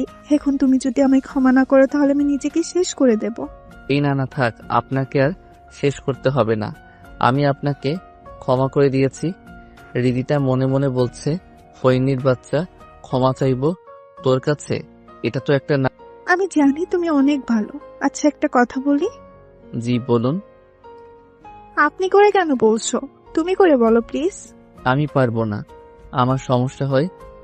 প্লিজ একটু চেষ্টা করো, আমি জানি তুমি পারবে। আচ্ছা ঠিক আছে, তুমি করেই বলবো। এখন বলেন কি কথা বলবেন। আমি না তোমাকে ভালোবেসে ফেলেছি। I love you. কি? হ্যাঁ, প্লিজ আমার প্রপোজালটা মেনে নাও। আপনার কি মাথা ঠিক আছে? এটা কখনো সম্ভব না। কোথায় আপনি আর কোথায় আমি? আপনাকে ভালোবাসা আমার পক্ষে সম্ভব না। তুমি যদি এখন আমাকে ভালো না বাসো তাহলে আমি নিজেকে শেষ করে দিব। তুমি যা খুশি করো, ভালোবাসতে পারবো না। ঠিক আছে, তাহলে এই যে দেখছো বিষের বোতল, এটা খেয়ে আমি এখনই মরে যাচ্ছি। তুমি ভালো থেকো। এটা বলেই রিদিতা বোতল থেকে সবগুলো বিষ খেয়ে ফেললো। এরপর মাটিতে পড়ে গেল। আমি রিদিতার দিকে তাকিয়ে দেখি তার মুখ দিয়ে রক্ত বের হচ্ছে। আমি তাকে কোলে নিয়ে দিলাম এক দৌড়। কলেজে সবসময় একটা অ্যাম্বুলেন্স থাকতো, সেটা বের করে তাকে নিয়ে গেলাম হাসপাতালে। হাসপাতালে নিয়ে গিয়ে ডাক্তারকে, আমার ডাক শুনে নার্স এগিয়ে আসে, রিদিতাকে একটা টেবিলে শুয়ে নিয়ে গেল অপারেশন থিয়েটারে। অনেকক্ষণ পর ডাক্তার বের হয়ে আসলো। আমি গিয়ে ডাক্তারকে বললাম, রিদিতার কিছু হয়নি? চিন্তার কোনো কারণ নেই, বিপদমুক্ত আছে, যান গিয়ে দেখা আসেন। কথাটা শুনে চলে গেলাম। ভিতরে গিয়ে দেখি রিদিতা শুয়ে আছে। আমি গিয়ে বললাম, আপনি কি পাগল হয়ে গেছেন? যদি আপনার কিছু হয়ে যেত তাহলে কি হতো? আমার যা হবার হতো তাতে তোমার কি? এখন যদি আমাকে ভালো না বাসো তাহলে আমি এখন আবার বিষ খাবো। আমি আর কিছু না বলে রিদিতার হাত ধরলাম আর বললাম, ঠিক আছে, আমিও তোমাকে ভালোবাসি, তুমি আর এমন পাগলামি করো না প্লিজ। রিদিতা তো মনে মনে অনেক খুশি, কারণ তার প্ল্যানটা কাজে দিয়েছে। আসলে বিষ হিসেবে রিদিতা টমেটো সস দিয়ে বোতল ভরে রেখেছিল, আর সেটাই খেয়ে মুখ থেকে বের করেছিল। আর তাই দেখে জাহিদ রক্ত মনে করেছিল। আর হাসপাতালে ডাক্তারকে রিদিতা আগে থেকেই বলে রেখেছিল যে সে আসলে তাকে নিয়ে যেন এমনভাবেই নাটক করে যায় সবাই, আর জাহিদকে কিছু মনে করতে না দেয়। বোকা জাহিদ রিদিতার কোনো প্ল্যানই বুঝলো না। তুমি হাসছো যে, কি হয়েছে তোমার? এই হাসি সুখের হাসি, তোমাকে কাছে পাওয়ার হাসি। আচ্ছা ঠিক আছে, তাহলে এখন শুয়ে থাকো। কালকে তো আবার পরীক্ষা শুরু, পরীক্ষা দিতে পারবে তো? সেটা নিয়ে তোমাকে ভাবতে হবে না, তুমি শুধু আমার পাশে সব সময় থেকো, তাহলে আমি ঠিক হয়ে যাব। সত্যি মেয়েটা অনেক পরিবর্তন হয়ে গিয়েছে, মনে মনে ভাবছি আমি। আচ্ছা তুমি এখন ঘুমাও, আমি তাহলে বাসায় গেলাম। আচ্ছা যাও, আর সাবধানে যেও, কালকে কলেজে দেখা হবে। এই বলে রিদিতা আমার কপালে একটা কিস করলো। আমি তো অবাক, কি হলো এটা? আমি একটু লজ্জা পেলাম। তাকিয়ে দেখি রিদিতাও লজ্জায় নিচের দিকে তাকিয়ে আছে। আমি এরপর রিদিতাকে বিদায় দিয়ে বাসায় চলে আসলাম। অন্যদিকে রিদিতা তার মুখ ভালো করে ধুয়ে নিচ্ছে আর মনে প্রতিশোধ নেওয়ার জন্য একটা ছোট লোকের বাচ্চাকে আমি কিস করলাম। ইস, ঘৃণায় শরীর জ্বলে যাচ্ছে। যাক, অবশেষে আবুলটাকে আমার জালে ভাসাতে পেরেছি। এখন শুধু সময়ের অপেক্ষা। আমি বাসায় এসে কিছু খাবার খেয়ে চলে গেলাম গ্যারেজে। সেখানে বড় ভাইকে বললাম, ভাইয়া আমার কিছুদিন ছুটি লাগবে, কালকে থেকে আমার পরীক্ষা। ঠিক আছে, সমস্যা নেই। ভালো করে পরীক্ষা দিস আর পরীক্ষার পর আবার কাজে চলে আসিস। আর এনে তোর আগের মাসে আমি টাকা হাতে নিয়ে ভাইয়াকে ধন্যবাদ জানিয়ে রুমে চলে আসলাম। এসে পড়ায় মন দিলাম। অনেক রাত পর্যন্ত পড়লাম। পড়া শেষ করে ঘুমিয়ে পড়লাম। এরপর কখন সকাল হলো বুঝতেই পারলাম না। মোবাইলের অ্যালার্মে ঘুম ভাঙলো। ঘুম থেকে উঠে ফ্রেশ হয়ে সকালে নাস্তা করলাম। এরপর রেডি হয়ে চলে গেলাম কলেজে। আজকে কলেজে যেতে ভালো লাগছে, কারণ এখন আর হৃদিতার প্যারা নিতে হবে না। আমি তাকে ভালোবাসার জন্য রাজি হইনি। আসল কারণ হচ্ছে তার অত্যাচার থেকে বাঁচতে তার কথায় রাজি হয়েছি। কথাগুলো ভাবতে ভাবতে কলেজের সামনে চলে আসলাম। কলেজে আসতেই অনিক, কিরে জাহিদ, তুই কালকে আমাদের না বলে কই চলে গিয়েছিলি? এরপর আমি কালকে যা যা হয়েছিল সব তাদের খুলে বললাম। আমার কথা শুনে তো দুইজনই আমার দিকে তাকিয়ে আছে আর বলল, দোস্ত, তোর তো কপাল খুলে গেছে। হৃদিতার মতো এমন সুন্দরী মেয়ে পাওয়া ভাগ্যের ব্যাপার। এখন বল, ট্রিট কবে দিচ্ছিস? দূর, আমি আছি প্যারার মধ্যে আর তোরা বলিস ট্রিট দিতাম। কিসের প্যারা? হৃদিতাকে আমি ঠিক মতো বুঝতে পারছি না তার মনে কি চলছে। আগে আমাকে জানতে হবে সে কি চায়, এরপর বাকিটা বলবো। দূরে তাকিয়ে দেখি হৃদিতা আমার সামনে হেঁটে আসতেছে আর এসে আমাকে, এই, তুমি এখানে? আর আমি তোমাকে কোথায় না কোথায় খুঁজে বেড়ালাম। এত খোঁজার কি আছে, আমি তো এখানেই আছি, কিছু বলবা? বলবো বলেই তো তোমাকে খুঁজছি। কি বলবো বলো? এখানে বলবো না, পরীক্ষা শেষে বাইরে থেকো, তোমাকে নিয়ে এক জায়গায় যাব, সেখানে বলবো। এই বলে হৃদিতা চলে গেল। আমার হারামি বন্ধুগুলো এখন আমাকে খুব জ্বালাচ্ছে। তা মামা, একদিনেই এত কিছু কেমনে কি? আরে আমি তো তোদের শুরু থেকে শেষ পর্যন্ত সবই বলেছি, তাহলে তো ভাব নিতেছিস কেন? আচ্ছা, রাগ করিস কেন? চল গিয়ে দেখি তো কার কোন জায়গায় ছিট পড়েছে। আচ্ছা চল। আমরা কলেজের সামনে থেকে ক্লাসে চলে গেলাম। আমি আমার রোল অনুযায়ী আমার সিট খুঁজছি। একটু পর পেয়েও গেলাম, কিন্তু আমার সাথে যে সিট খালি ছিল সেখানে তাকিয়ে দেখি একটা মেয়ে। মেয়েটা আমার দিকে তাকিয়ে একটা ছোট করে হাসি দিল আর বল, হাই, আমি নীলা। দাঁড়িয়ে না থেকে নিজের সিটে এসে বসো। আমি মেয়েটির কথা শুনে বাস্তবে ফিরে আসলাম আর তাই নিজের সিটে বসে পড়লাম। একটু পর স্যার আসলো আর সবাইকে খাতা আর প্রশ্ন দিয়ে গেল। আমি প্রশ্ন হাতে নিয়ে দেখি মোটামুটি সবই কমন এসেছে, তাই লিখতে শুরু করলাম। আর অন্যদিকে নীলা মেয়েটা তার মতো লিখছে। এই মেয়েকে আমি কখনো দেখেছি বলে মনে হচ্ছে না। আসলে আমি কলেজে এসে কোনো মেয়ের দিকে তাকাই না, তাই হয়তো চিনতে পারি নাই। কি হয়েছে আপনার? কোনো সমস্যা? কমন পড়েনি বুঝি? আপনি চাইলে আমার কাছ থেকে সাহায্য নিতে পারেন। আমি তো মেয়েটির কথা শুনে অবাক। এই মেয়ে বলে কি? তাকিয়ে থাকলে বুঝি আমি কিছু পারি না? কথাগুলো মনে মনে বলছি। জি না, আপনাকে ধন্যবাদ আমাকে বলার জন্য। আর আমার আলহামদুলিল্লাহ সবই কমন এসেছে। এই বলে আবার আমি লিখতে শুরু করলাম আর অন্যদিকে নীলাও তার মতো লিখছে। সবগুলোর উত্তর দেওয়া শেষ করে ক্লাসরুম থেকে বের হয়ে আসলাম। আমার সাথে সাথে নীলাও আমার পিছন পিছন আসতে লাগলো। কি ব্যাপার, আপনি আমার পিছন পিছন কোথায় যাচ্ছেন? এই যে আপনার কলমটা ভুল করে ফেলে গিয়েছিলেন, সেটা ফেরত দিতে আসলাম। ও সরি, তাড়াতাড়ি করতে গিয়ে রেখে এসেছিলাম। আপনাকে ধন্যবাদ। ধন্যবাদ দেওয়ার কি আছে? এর থেকে ভালো হতো যদি ক্যান্টিনে গিয়ে আমার সাথে এক কাপ চা কফি খেতেন। আজকে তো আর সময় হবে না, অন্য আরেকদিন সময় করে খাবো। আচ্ছা ঠিক আছে। বলেই নীলা চলে গেল আর আমি চলে গেলাম হৃদিতার সাথে দেখা করতে। কলেজের এক প্রান্তে হৃদিতা বসে ফোনে কার সাথে যেন কথা বলছে। আমি তার সামনে আসাতেই সে ফোনটা কেটে দিল।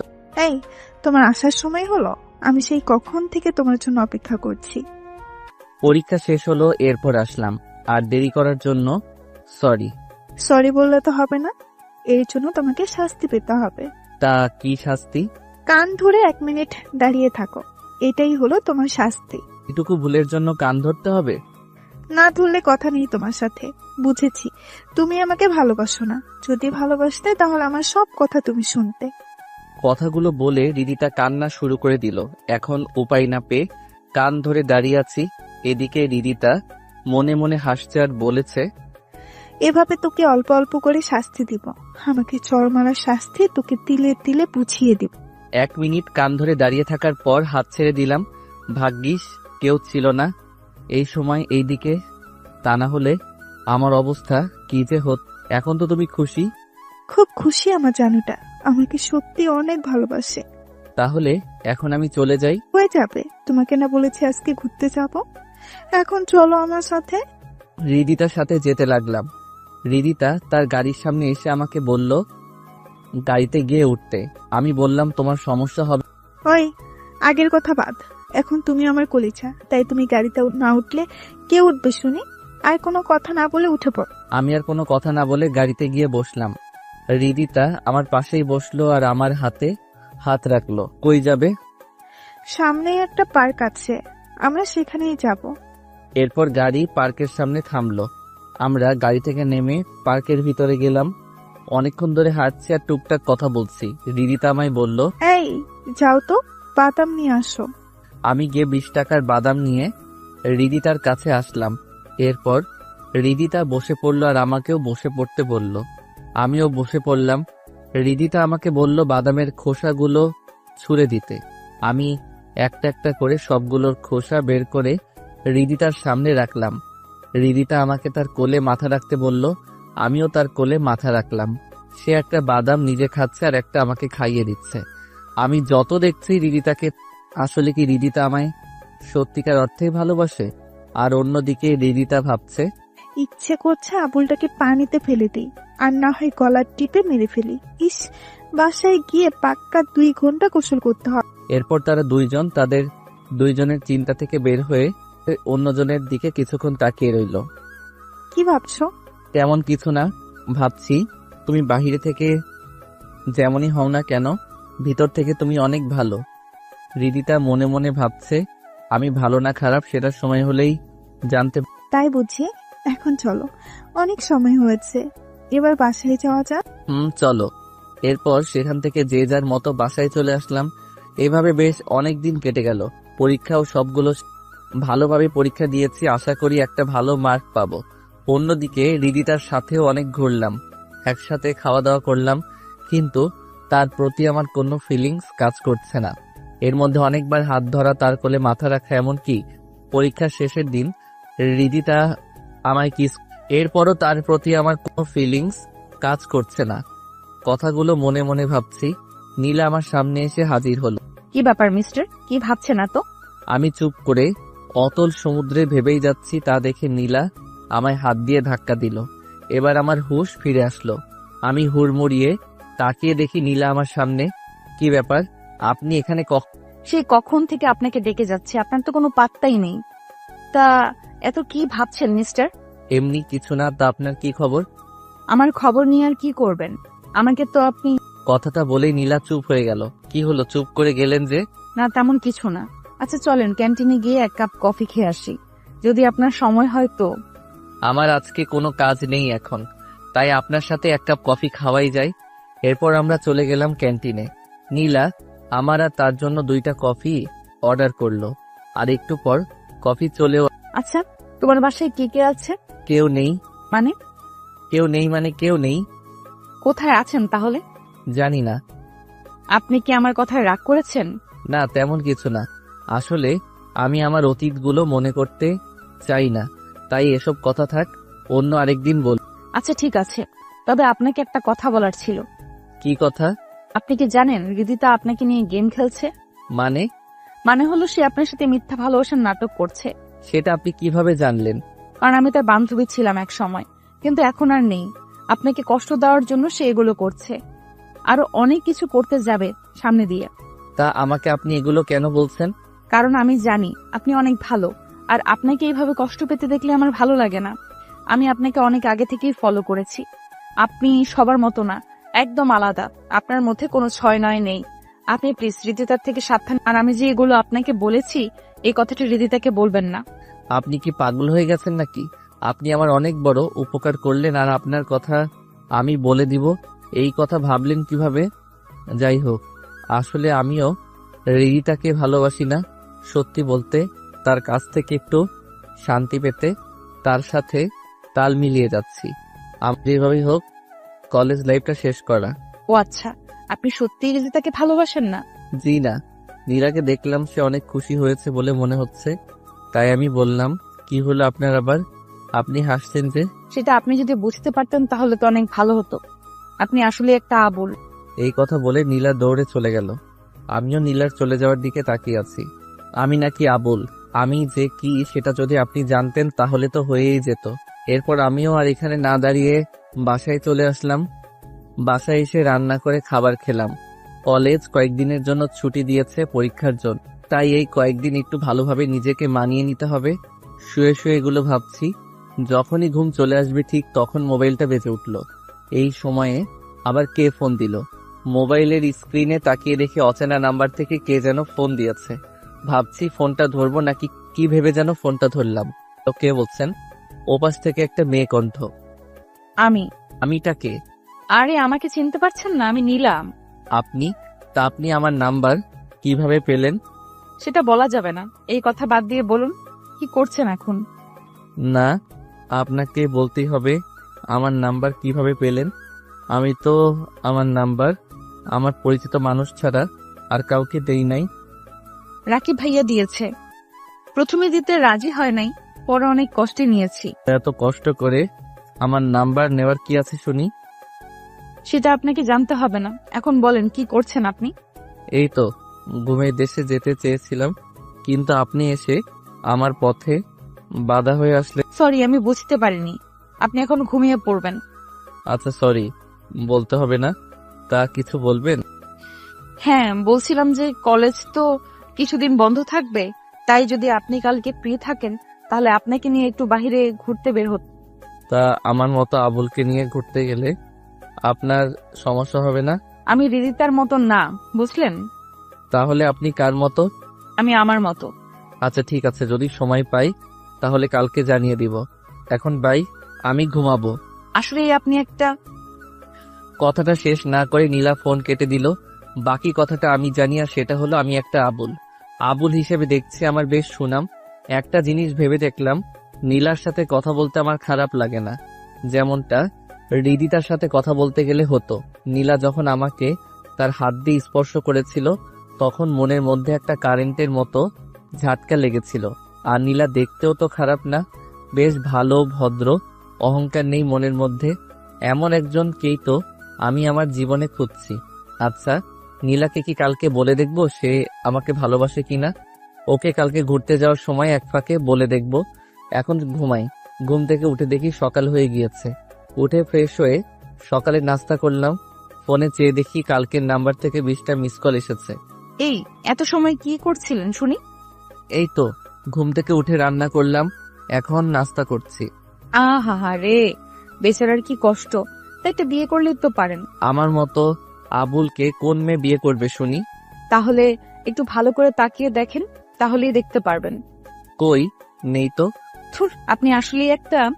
আচ্ছা যাই হোক, তাড়াতাড়ি নাস্তা করে বের হন। আমি কিন্তু রেডি হয়ে বসে আছি আপনার জন্য। ওকে, আমি বের হচ্ছি। তা কোথায় আসবো? আমি আপনাকে মোবাইলে মেসেজ করে পাঠিয়ে দিচ্ছি, দেখে নিন। ওকে। এরপর নীলা ফোন কেটে দিল।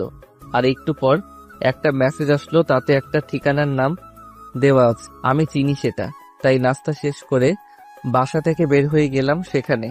প্রায় 30 মিনিট পর সেখানে চলে গিয়ে দেখি নীলা একটা নীল শাড়ি পরে এক জায়গাতে দাঁড়িয়ে আছে। আমি তার সামনে গিয়ে দাঁড়ালাম। আমি তো নীলার দিক থেকে চোখ নামাতেই পারছি না, এত সুন্দর লাগছে আজকে নীলাকে শাড়ি। কি হলো মিস্টার, এইভাবে কি দেখছেন? আমি ওইভাবেই তাকিয়ে আছি। এই যে। এইবার নীলা আমার মাথায় হাত দিয়ে একটু ঝাঁকালো। আমি হুঁশ ফিরে পেয়ে নীলার দিকে তাকালাম। আমতা আমতা করে বললাম, কি বলুন? শুনছি। নীলা আমার কাণ্ড থেকে হাসতে লাগলো, আমিও হেসে। হয়েছে, আর হাসতে হবে না। তো এইভাবে আমার দিকে তাকিয়েছিলেন কেন? সত্যি আপনাকে অনেক সুন্দর লাগছে আজকে। শাড়িতে যে আপনাকে এত সুন্দর লাগবে সেটা আমার আগে জানা ছিল না। নীলাকে দেখলাম, একটু লজ্জা পেয়েছে। থাকার পান দিতে হবে না, এখন চলুন পার্কের ভেতরে যাই। আচ্ছা চলুন। এরপর নীলার সাথে ভিতরে ঢুকে ঘুরতে লাগলাম। এক জায়গাতে এসে নীলা বলল, এই চলুন তো, ফুচকার দোকান দেখতে পাচ্ছি, আসেন ফুচকা খাবো। আমি তো ফুচকা খাই না। আমি বলেছি তো আপনাকে খেতে হবে। এরপর আমি আর কিছু বললাম না, দোকানদারকে বললাম মামা 2 প্লেট ফুচকা বানিয়ে দিতে। এরপর মামা 2 প্লেট ফুচকা দিল। নীলা ফুচকার প্লেট হাতে পেয়ে খেতে শুরু করেছে। মেয়েরা যে এত ফুচকা কিভাবে খেতে পারে সেটা আমার জানা নেই। নীলা আমার দিকে তাক কি হলো, আপনি খাচ্ছেন না কেন? এমনি ভালো লাগছে না। এরপর নীলা আমাকে বলল হা করতে। আমি হা করতে নীলা আমার মুখে একটা ফুচকা দিয়ে বলল। এখন খান। আমি ফুচকাটা খেয়ে আবার নীলার দিকে তাকিয়ে আছি, তাই দেখে নীলা হয়তো বুঝে গিয়েছে যে আমাকে একটার পর একটা ফুচকা খাইয়ে দিতে লাগলো। জীবনে কখনো ফুচকা খাই, কিন্তু এখন মনে হচ্ছে দুনিয়ার সব ফুচকা আমাকে আজকে খাইয়ে দিলেও হয়তো আমার পেট ভরবে না। প্লেটে ফুচকা সব শেষ। নীলা আমাকে বলছে, কি মিস্টার, আপনি না ফুচকা খান না? তাহলে এগুলো সব কে খেলো? আমি আর কিছু বলতে পারলাম না, চুপ করে আছি। কি বলবো, আমি সত্যি তো কখনো ফুচকা খাইনি, আর আজকে 1 প্লেট খেয়ে ফেললাম। নীলা আবার বলল, আচ্ছা চলেন এখন ওই দিকটায় যাওয়া যাক। আমিও হ্যাঁ সূচক জবাব দিলাম। এরপর দুইজনে হাঁটছি পাশাপাশি হয়ে। একটু পর আমি নীলাকে বললাম, আচ্ছা নীলা, একটা কথা বলবো? হ্যাঁ বলেন, কি কথা বলবেন? আচ্ছা, আপনি কি কাউকে পছন্দ করেন? এমন প্রশ্ন করলেন যে? না, এমনি মনে হলো তাই বললাম। ও আচ্ছা, আসলে আমি একজনকে অনেক ভালোবাসি। সেই কলেজের প্রথম দিন যখন তাকে দেখেছিলাম, ঠিক তখন থেকেই সে সবার থেকে একদম আলাদা। গরিব ঘরের সন্তান হলেও তাকে আমি অনেক ভালোবাসি। আমার বুঝতে বাকি রইল না যে নীলা কার কথা বলছে। তারপরেও তাকে বললাম, এত সহজ করে বললাম, এরপরও আপনাকে তার নাম বলে দিতে হবে? আপনি সত্যি একটা আবুল। যান, আপনার সাথে কথা নেই। এই ছেলেটার নাম বলা যাবে কি? এই বলে নীলা চলে যেতে চাইল। আমি পিছন থেকে নীলার একটা হাত ধরে ফেললাম। নীলা দাঁড়িয়ে গেল। কি হয়েছে আপনার? আপনি আমাকে ধরলেন যে? তা এভাবে চলেই যাবেন নাকি সেই ছেলেটার মনের কথাটাও একটু শুনবেন? জি বলুন। ভালোবাসি। এইভাবে না, সুন্দর করে প্রপোজ করেন। তুমি হাসতে পারলে আমিও হাসতে পারবো, তুমি কাঁদতে পারলে আমিও কাঁদতে পারবো, তুমি ভালোবাসতে পারলে আমিও ভালোবাসতে পারবো। শুধু পারবো না তোমাকে ভুলে যেতে। I love you. এরপর নীলা আমাকে জড়িয়ে ধরলো আর কান্না করতে করতে, কখনো আমাকে ছেড়ে যাবেন না তো? জীবন থাকতে আপনাকে ভুলতে পারবো না, কিন্তু মরে গেলে তার কথা বলতে পারবো না। অনেক হয়েছে আপনি করে বলা, এখন থেকে তুমি করে বলবে। আচ্ছা ঠিক আছে। এরপর নীলা যা করলো তাতে তো আমি বাকরুদ্ধ, কারণ নীলা আমাকে কিস করেছে। প্রায় 5 মিনিট পর আমাকে ছেড়ে। এভাবে কেউ কিস করে? আর একটু হলে তো আমি পটল তুলতাম। হয়েছে, তোমাকে আর পটল তুলতে হবে না। এখন চলো, অনেক বেলা হয়েছে। বাসায় আমার জন্য সবাই চিন্তা করবে। আচ্ছা চলো তাহলে। এরপর নীলাকে তার বাসার সামনে নামিয়ে দিয়ে আমিও গ্যারেজে চলে আসলাম। গ্যারেজে ঢুকতেই একটা গাড়ির দিকে আমার চোখ পড়ল। গাড়িটাকে আমার খুব চেনা চেনা মনে হচ্ছে। এটা রোলস রয়েস ব্ল্যাক এডিশন গাড়ি। গাড়ির ভিতর থেকে একজন, লোকটি আর কেউ নয়, তিনি আমার বাবা। বাবাকে দেখে আমি অবাক হয়ে গেলাম। বাবা এখানে কিভাবে আসলো? আমার খবর কিভাবে পেল? কথাগুলো মনের মধ্যে ঘুরপাক খাচ্ছে। একটু পর বাবা আমার সামনে আসলো। কিরে জাহিদ, তুই এখানে? জি, আমি এখানে কাজ করি। মানে তুই এখনো কাজ করিস? হ্যাঁ, এতে অবাক হবার কি আছে? আমার তো বিশ্বাস হচ্ছে না আমার ছেলে কাজ করছে। দেখেন, আমি আপনার সাথে কোনো প্রকার কথার মধ্যে জড়াতে চাই না। আপনি এখানে কেন আসলেন সেটা বললে খুশি হতাম। আমি এই রাস্তা দিয়ে যাওয়ার সময় আমার গাড়ির টায়ার কিছুতে লেগে হয়তো লিক হয়ে গিয়েছে, তাই এই গ্যারেজে আসলাম। এখানে এসে যে তোকে এভাবে সামনাসামনি দেখতে পাবো সেটা কখনো ভাবতে পারিনি। ওকে, আপনি একটু ভিতরে গিয়ে বসুন, আমি ঠিক করে দিচ্ছি। রাশেদ চৌধুরী তার ছেলের কাজ করা দেখছেন আর ভাবছেন এটাই কি তার ছেলে সেই জাহিদ, যে জাহিদকে তিনি চিনত, নাকি ভুল দেখছে? এই যে আপনার গাড়ি ঠিক জাহিদ বাবা, তুই আর এভাবে থাকিস না, চল বাসায় চল। আমি তোর এই কষ্ট বাবা হিসেবে দেখতে পারবো না। আগে যা হয়েছে তা ভুলে যা, যা আবার নতুন করে সবকিছু ঠিক করে নিস। না বাবা, তা আর হবে না। আমি যেহেতু আপনাকে কথা দিয়েছি ভালো হয়ে নিজের পায়ে দাঁড়িয়ে আপনার কাছে আসব, সুতরাং এর আগে আর বাসায় যাব না। আপনি প্লিজ চলে। আমার কথা না হয় বাদ দিলাম, তোর মায়ের কথা একটু ভেবে দেখ। তোর মা তোকে না দেখতে পেয়ে কিভাবে যে দিন পার করছে সেটা তুই নিজের চোখে না দেখলে হয়তো বিশ্বাস করবি না। বললাম তো আমি যতদিন না নিজের মতো করে সবকিছু ঠিক করতে পারবো সেই পর্যন্ত বাসায় পা রাখবো না। জাহিদ, আমি সেদিন হয়তো তোর সাথে অনেক খারাপ আচরণ করেছি, কিন্তু তুই চলে যাওয়ার পর তোকে আমি আর তোর মা অনেক জায়গাতে খুঁজেছি, কিন্তু কোথাও তোকে খুঁজে পাইনি। আজকে তোকে এতটা কাছে পেয়েও বলিস চলে যেতাম। আমার এত অর্থ সম্পদ কার জন্য করেছি? আপনার কথা শেষ হলে আপনি আসতে পারেন। আমি চলে যাচ্ছি, তবে তোর এটিএম কার্ডটা রাখ, যখন দরকার পড়বে খরচ করিস, কিন্তু তারপরেও এইসব কাজ করিস না। আমার আপনার টাকার কোনো প্রয়োজন নেই। এভাবে কষ্ট করে টাকা উপার্জন করে যে শান্তি পাবো, আপনার সেই টাকায় তেমন শান্তি পাবো না। বাহ, খুব বড় হয়ে গিয়েছিস দেখছি। খুশি হলাম তোর এমন কথা শুনে। আজকে আমার অনেক গর্ব হচ্ছে তোকে নিয়ে, কিন্তু তুই এই কার্ডটা রাখ। বাবা হিসেবে আমি তোকে রিকোয়েস্ট করছি। আমি আর বাবার কথার অবাধ্য হতে পারলাম না, তাই অনিচ্ছা সত্ত্বেও নিলাম। এরপর বাবা আমাকে বলল, ভালো থাকিস, আর কোনো সমস্যা হলে আমাকে বলিস।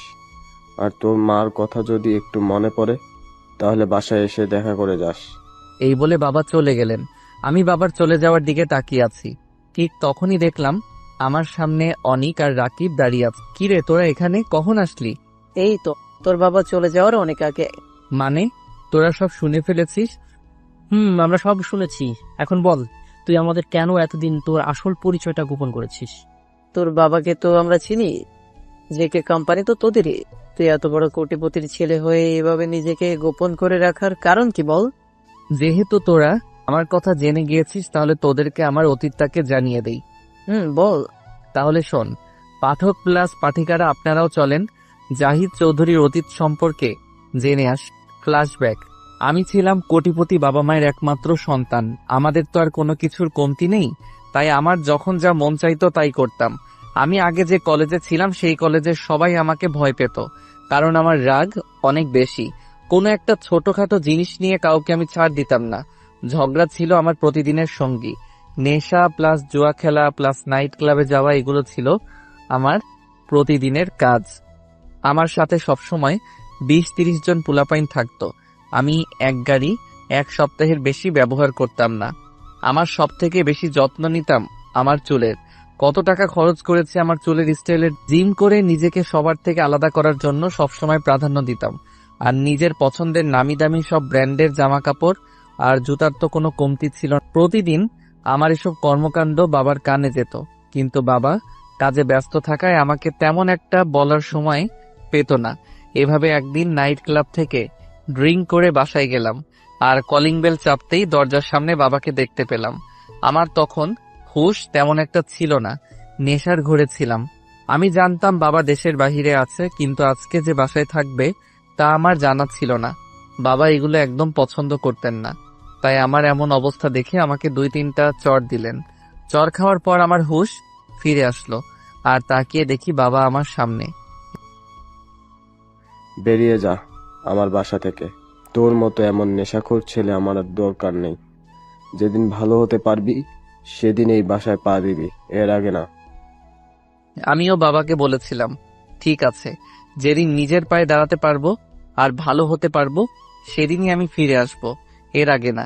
এরপর কথাগুলো বলেই আমি সেখান থেকে রাগ করে চলে এসেছিলাম। অনেক বন্ধুর সাথে দেখা করলাম, সবাই আমাকে কোনো সাহায্য করলো না। তখন বুঝতে পারলাম আসলে তারা সবাই আমাকে না, আমার টাকার জন্য আমার সাথে সময় দিয়েছিল। তাই আমি আমার সব ভুল বুঝতে পারি। এরপর ঠিক করলাম নিজেই নিজের ক্যারিয়ার গড়ব। তাই এখানে চলে আসলাম আর একটা বাসা ভাড়া নিয়ে চলতে শুরু করলাম, কিন্তু আগের মতো করে না। অনেকটা খ্যাত ছেলে হিসেবে নিজেকে সবসময় সবার কাছে পরিচয় দিতাম। এরপর তো বাকিটা তোদের জানাই আছে। এতক্ষণ ধরে অনিক আর রাকিব আমার সব। এরপর রাকিব বলে উঠল, সবই বুঝলাম, কিন্তু একটা কথা বুঝলাম না। কোনো কথা বুঝলি না? তোর বাবা তো তোকে নিয়ে যেতে চেয়েছিল, তুই গেলি না কেন? আমার এখনো যাওয়ার সময় হয়নি, যেদিন যাওয়ার সময় হবে সেদিন যাব। আরে বেটা, রাগ করে না থেকে একবার বাসায় গিয়ে ঘুরে আয়, দেখবি অনেক ভালো লাগবে। আমার কাছে তোর বাবার নাম্বার আছে, আমি ফোন। না, তোকে আমি ফোন করতে বলেছি নাকি? প্লিজ, তোরা আমাকে জোর করিস না। এখন আমি বাসায় গেলে হয়তো আমার এই ভালো জীবনটাকে হারিয়ে ফেলতে পারি, কারণ টাকা মানুষকে ভালো থেকে খারাপ বানাতে 1 সেকেন্ডও দেরি করে না। আমি এখন যেমন আছি তেমনই ভালো আছি। আগে কলেজ লাইফটা শেষ করি, এরপর। আচ্ছা ঠিক আছে, আমরা তাহলে এখন চলে যাচ্ছি। কালকে তো কলেজ খুলবে, তাহলে সেখানেই দেখা হবে। আচ্ছা যা তাহলে। অনিকা রাকিবকে বিদায় দিয়ে আমিও বাসায় চলে আসলাম। মনটা খারাপ হয়ে গিয়েছে আম্মুর জন্য। আমি জানি আম্মু আমার জন্য অনেক কষ্ট পাচ্ছে। আর তো কিছুদিন, কলেজ লাইফ শেষ হলেই বাসায় যাব। কথাগুলো ভাবতে ভাবতে কখন যে ঘুমিয়ে পড়লাম বুঝতেই পারলাম না। ঘুম ভাঙলো সকালে, উঠে দেখি 7টা বাজে। ফ্রেশ হয়ে নাস্তা করলাম, এরপর রেডি হয়ে কলেজে চলে গেলাম। নীলা এরই মধ্যে কয়েকবার ফোন দিয়েছে। পাগলিটা এই কয়দিনে আমার মনের অনেকটা জোরে। সব সময় শুধু তাকে নিয়ে ভাবতে ইচ্ছে হয়। পাগলিটাকে ফোন দিয়ে জানিয়ে দিয়েছি আমি কলেজের সামনে চলে এসেছি। কলেজের আশেপাশে রিদি তাকে দেখতে পাচ্ছি না। যেখানে থাকার থাকুক, গিয়ে আমার কি। আমি জানি সে হয়তো আবারও কোনো প্ল্যান করছে আমাকে শাস্তি দেওয়ার জন্য, কিন্তু এখন আর তার আমাকে জড়াতে পারবে না। কথাগুলো ভাবতে ভাবতে নীলার সাথে দেখা হয়ে গেল। এই তোমার আসার সময় হলো? সরি, নাস্তা করে আসতে একটু দেরি হয়ে গিয়েছে। তা আমাকে বউ করে নিয়ে গেলেই তো পারো, তাহলে আর তোমার এত কষ্ট করা লাগবে না। কলেজ থেকে পাশ করে বের হই, এরপর তোমাকে বিয়ে করে আমার বউ হিসেবে রেখে দিব যত্ন সহকারে। হইছে, আর আলো মারতে হবে না। এখন চলো ক্লাসে, আজকে পরীক্ষার রেজাল্ট দিব। আচ্ছা চলো। এই বলে আমরা ক্লাসের উদ্দেশ্যে রওনা দিলাম। ক্লাসে আমি চলে গেলাম রাকিবের কাছে। এরপর তাদের সাথে একটু আড্ডা দিলাম। কিছুক্ষণ পর স্যার ক্লাসে প্রবেশ করলো আর বলল, প্রতিবার কলেজে সবসময় পরীক্ষায় রিদিতা প্রথম স্থানে থাকতো, কিন্তু এবার প্রথম স্থান অন্যজন দখল করেছে। আমরা সবাই স্যারের কথা শুনে অবাক হলাম। সবাই ভাবতে লাগলো কে হতে পারে। একটু পর স্যার বলল, এবার প্রথম স্থান আসে জাহিদ। স্যারের কথা শুনে আমি তো রীতিমতো অবাক। শুধু কি আমি অবাক, নাকি ক্লাসের সবাই অবাক? সব থেকে বেশি অবাক হয়েছে বলে মনে হচ্ছে রিদি। সে ভাবতেও পারেনি হয়তো তার অবস্থান আমি এভাবে কেড়ে নিব। তার দিকে তাকাতেই তার মুখটা দেখার মতো ছিল। স্যার আমাকে অভিনন্দন জানিয়ে বলল, আমি জানতাম তুমি ভালো কিছু একটা করবে, আর সেটাই হলো। এভাবে এগিয়ে যেও। এরপর সবাই ক্লাসে হাততালি দিল। অন্যদিকে রিদিতা জ্বলে পুড়ে ছাই হয়ে যাওয়ার মতো অবস্থা। এটা কিভাবে সম্ভব? শেষ পর্যন্ত আবুল আমার থেকে উপরে চলে গেল। না, এটা কখনো মেনে নেওয়া যাবে না। তাকে একটা উচিত শিক্ষা দিতেই। রিদিতাকে দেখলাম আমার সামনে এগিয়ে আসছে। কংগ্রেস জাহিদ, প্রথম স্থানে আসার জন্য। তোমাকেও ধন্যবাদ। তা এই উপলক্ষে আজকে রাতে একটা পার্টির আয়োজন করব, তুমি সেখানে আসবে। ঠিক আছে, আমি সময় মতো চলে আসব। রিদিতা মনে মনে ভাবছে তুই শুধু একবার আয়, এরপর বাকিটা আমি দেখে নিব। আচ্ছা ঠিক আছে, রাত 10টায় চলে আসবে। আমি ঠিকানা তোমাকে মেসেজ করে পাঠিয়ে দিব। এরপর রিদিতা চলে গেল। অন্যরাও আমাকে অভিনন্দন জানাচ্ছে। নীলাকে দেখলাম আমাকে একটা ফ্লাইং কিস করলো। আমিও সেটা সবার আড়ালে হাতে নিয়ে পকেটে রেখে দিলাম। এটা দেখে নীলা হেসে দিল। এভাবে ক্লাস করে কলেজ থেকে একে একে অনেক রাগিবার নীলার সাথে কথা বলে সবাইকে বিদায় দিয়ে বাসায় চলে আসলাম। অন্যদিকে রিদিতা তার বন্ধুদের সাথে প্ল্যান করছে কিভাবে আমাকে শাস্তি দেওয়া যায়। রিদিতা তার বন্ধুদের সব বুঝিয়ে দিচ্ছে। আর এদিকে আমি রাত 9টায় রিদিতার দেওয়ার ঠিকানায় চলে আসলাম। এসেই দেখি একটা ক্লাব। ভিতরে রিদিতা আর তার বন্ধুরা কথা বলছে। আমি তাদের সামনে যাওয়ার পর, তুমি চলে এসেছো? আচ্ছা চলো আমরা একটু ডান্স করি। আমি এগুলো পছন্দ করি না। আজকে এই দিনে তোমার পছন্দ বাদ দাও, আর আমার সাথে সাথে এসো। আমি রিদিতার পিছন পিছন যেতে লাগলাম। একটু আসতেই রিদিতাকে একটা ছেলে স্পর্শ করলো। রিদিতা আমার কাছে এসে বলল, তোমার সামনে আমাকে এই ছেলে স্পর্শ করলে আর তুমি চুপ করে আছো? রিদিতার কথা শুনে আমি ছেলেটাকে বললাম, কি ভাইয়া, এভাবে মেয়েদের গায়ে স্পর্শ করেন কেন? আমি এই কথা বলার সাথে সাথে ছেলেটা আমাকে ধাক্কা দিল আর বলল, তোর সমস্যা কি? এরপর আমাকে একটা ঘুষি দিল। আমি নিচে পড়ে গেলাম। উঠে দেখি আরো 5-6 জন সেই ছেলের সাথে দাঁড়িয়ে আছে। তাদের হাতে লাঠি প্লাস হকি স্টিক। রিদিতা আমার সামনে এসে, কি হয়েছে তোমার? তুমি ব্যথা পাওনি তো? আমার আর বুঝতে বাকি রইল না যে এগুলো সব রিদিতার সাজানো নাটক। তাই এক ঝাটকা দিয়ে রিদিতাকে সরিয়ে আমি বললাম, চুপ, অনেক নাটক দেখেছি তার, কিন্তু আর না, এবার তোর নাটক কি বলছো এসব জাহিদ? আমি তো তোমাকে অনেক ভালোবাসি। ভালোবাসিস আমাকে? হাসালি। কি মনে করেছিস আমি কিছু জানি না? তাহলে ভুল ভেবেছিস। তোর সবকিছু আমি জানি। তোর মতো মিথ্যাবাদী মেয়ের স্থান আমার পায়ের নিচে। কথাগুলো বলে আমি সেখান থেকে রিদিতা ভাবছে কি চেয়েছিলাম আর কি হয়ে গেল, সব প্ল্যান জলে ডুবে গেল। এখন কি আর করার? এই সবাই চল এখান থেকে, চলে যা। রিদিতার বন্ধু আকাশ বলে উঠল, কই যাবি এত তাড়াতাড়ি? আমাদের একটু সময় দিয়ে যা। যাকে শিক্ষা দিতে চেয়েছিলাম সে তো চলে গিয়েছে, তাহলে আর এখানে থেকে সময় নষ্ট না করাই ভালো। কিন্তু আমাদেরকে এভাবে রেখে চলে যাবি? আমাদের তো কিছু চাওয়া পাওয়া আছে তোর কাছে। কি বলতে চাস তুই? বলতে চাই আমাদের সাথে একটি রাত সময় দে, তাহলেই হবে। কি বলছিস তুই আকাশ এসব? যা শুনেছিস ঠিকই শুনেছিস। আমরা এত কষ্ট করলাম তোর জন্য, এত রাতে সব কাজ ফেলে চলে আসলাম, এভাবে কি তোকে ছেড়ে দেব? তোর সাথে বন্ধুত্ব করেছি শুধু তোর সাথে একটা রাত কাটানোর জন্য। এর আগেও তোর সাথে একটা রাত কাটাতে চেয়েছিলাম, কিন্তু ওই শালা আবুল এসে আমাদের সব প্ল্যান মাটি করে দিয়ে তোকে বাঁচিয়ে নিয়ে গেছে। কিন্তু আজকে তো তোকে এভাবে এই নির্জন জায়গাতে একা পেয়ে আমরা কিভাবে তোকে ছেড়ে দিই বল? এখন তো তোকে আবুলও রেখে চলে গিয়েছে, আজকে সারা রাত তোকে নিয়ে আমরা মজা করব। রিদিতা তো আকাশের কথা শুনে পুরাই অবাক। এই কি শুনছে সে? যাকে এতদিন সে অত্যাচার করেছিল, সেই ছেলে তাকে একদিন বাঁচিয়েছিল, আর আমার বন্ধুর নামে যারা এতদিন আমার সাথে ছিল তারা আজকে এক একটা হাইনার দল হয়ে আছে আমাকে ছিঁড়ে খাওয়ার জন্য। এসবই আমার পাপের শাস্তি। আসলে আমার সাথে এমনটাই হওয়াটা স্বাভাবিক। এত রাতে আমার চিৎকারও কেউ শুনবে না। একজনকে শিক্ষা দিতে এসে আজকে আমি নিজেই শিক্ষা পেতে যাচ্ছি। কথাগুলো মনে করছি আর নিজের অজান্তে এখন আর কেঁদে কি লাভ হবে? এদের সাথে তো আমি একা একটা মেয়ে হয়ে পারবো না, তাই নিজেকে ওদের কাছে বিলিয়ে দেওয়া ছাড়া আমার আর কোনো রাস্তা খোলা। অন্যদিকে আমি মনে মনে ভাবছি, আচ্ছা রিদিতাকে কি এভাবে ওখানে রেখে আসাটা আমার উচিত হয়েছে? আমি তো জানি ওর বন্ধুরা ভালো না, আর এমনিতেই রাত অনেক। একবার কি গিয়ে দেখে আসবো? যাই গিয়ে দেখে আসি। আমি আবার সেখানে যেতে লাগলাম। গিয়ে দেখি রিদিতার জামা আকাশ টান দিয়ে বের করতে চাইল, আর রিদিতা চোখ বন্ধ করে কান্না করছে। এটা দেখে আমি আর ঠিক থাকতে পারলাম না। সোজা আকাশের সামনে গিয়ে তাকে দিলাম একটা ঘুষি।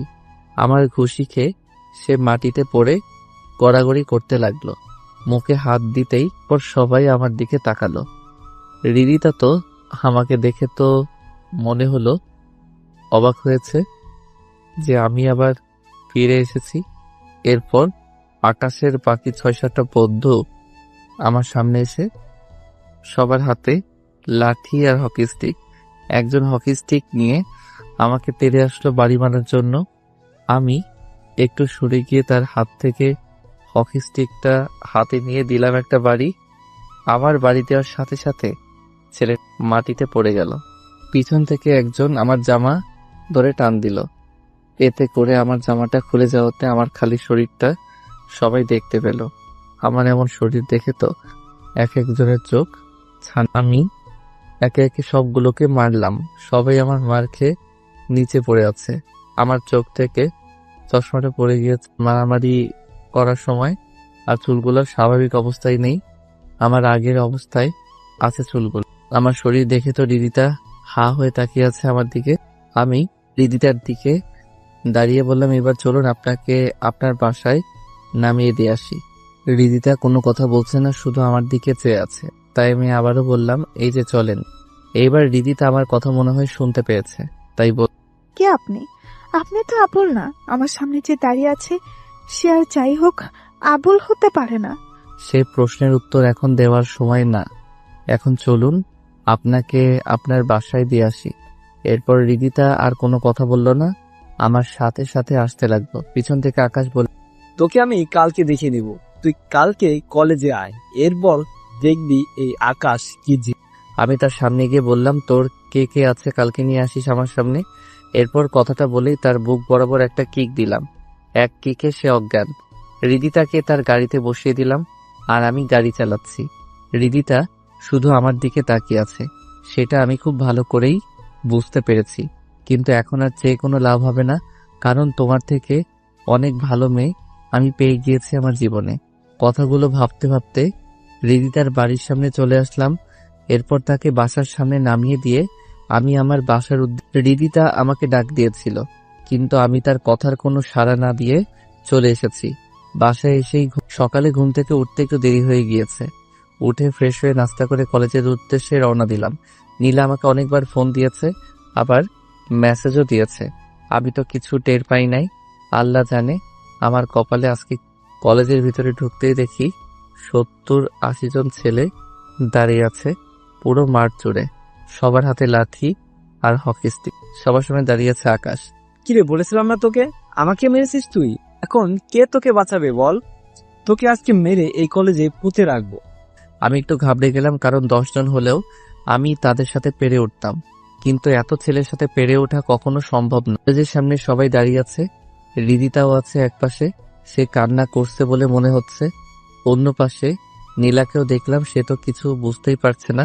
এরপর আকাশ আমার দিকে এগিয়ে আসতে যাবে, ঠিক এমন পিছনে তাকিয়ে দেখে একটার পর একটা গাড়ি আসতেছে লাইন ধরে। পুরো কলেজের চক্করে গাড়ি দিয়ে ভরে গেল মুহূর্তের মধ্যে। হেলিকপ্টারের শব্দ শুনে তাকিয়ে দেখি একটা হেলিকপ্টার উপর থেকে নিচে নামছে। নিচে নামতেই দেখলাম ভিতর থেকে আর কেউ না, আমার বাবা নেমে আসতেছে। আর গাড়ি এসেছে মনে হয় 30টা হবে। এর মধ্যে পুলিশের গাড়ি 5টা দেখলাম। গাড়ি থেকে নেমে সবাই আমার পিছনে চলে আসলো, সবার হাতেই পিস্তল। একজন আমার মাথার উপরে, একটা সবাই তো হা করে তাকিয়ে আছে, কি হচ্ছে এসব? আর আমার মতো খ্যাত ছেলের পিছনে বডিগার্ডের মতো পিস্তল নিয়ে কেন সবাই দাঁড়িয়ে আছে? কেউ কিছু বুঝে উঠতে পারছে না। বাবা আমার সামনে এসেই, কার এত বড় সাহস যে আমার ছেলেকে মারার জন্য এসেছে এখানে? বাবার মুখ থেকে এমন কথা শুনে কলেজের সবাই যেন বাকরুদ্ধ হয়ে গিয়েছে, কারণ জেকে কোম্পানির মালিকের ছেলে যে আমি, সেটা মনে হয় কেউ কল্পনাতেও ভাবতে পারে। এরপর বাবাকে দেখলাম আকাশের দিকে তাকিয়ে বলল, কিরে, তুই আমার ছেলেকে মারতে এসেছিস? সাহস থাকলে আমার ছেলের গায়ে একটা টোকা দিয়ে দেখা। এরপর পুলিশ এসে সবগুলোকে হাত করা লাগিয়ে বলল, আর কারোর সাথে ঝামেলা করার জায়গা পেলি না, এবার জেলে চল, সারা জীবন সেখানে পচে মরবি। এই বলে সবগুলোকে গাড়িতে তুলে নিয়ে গেল। আর এদিকে নীলা এসে আমায় জড়িয়ে ধরে বলেছে, তোমার কিছু হয়নি তো? আরে কি করছো? আমার কিছু হয়নি, ছাড়ো আমাকে, সবাই দেখছে আর এখানে আমার বাবা আছে। কথাটা শুনে নীলা আমার কাছ থেকে সামনের দিকে তাকিয়ে দেখে একজন দাঁড়িয়ে আছে। তা দেখে নীলা লজ্জায় পড়ে গেল আর আমার পিছনে লুকিয়ে রইল। এরপর বাবা নীলাকে ডাক দিল ওনার সামনে যাওয়ার জন্য। আমি অভয় দিয়ে বললাম যাওয়ার জন্য। এরপর নীলাকে কি যেন বাবা বলল।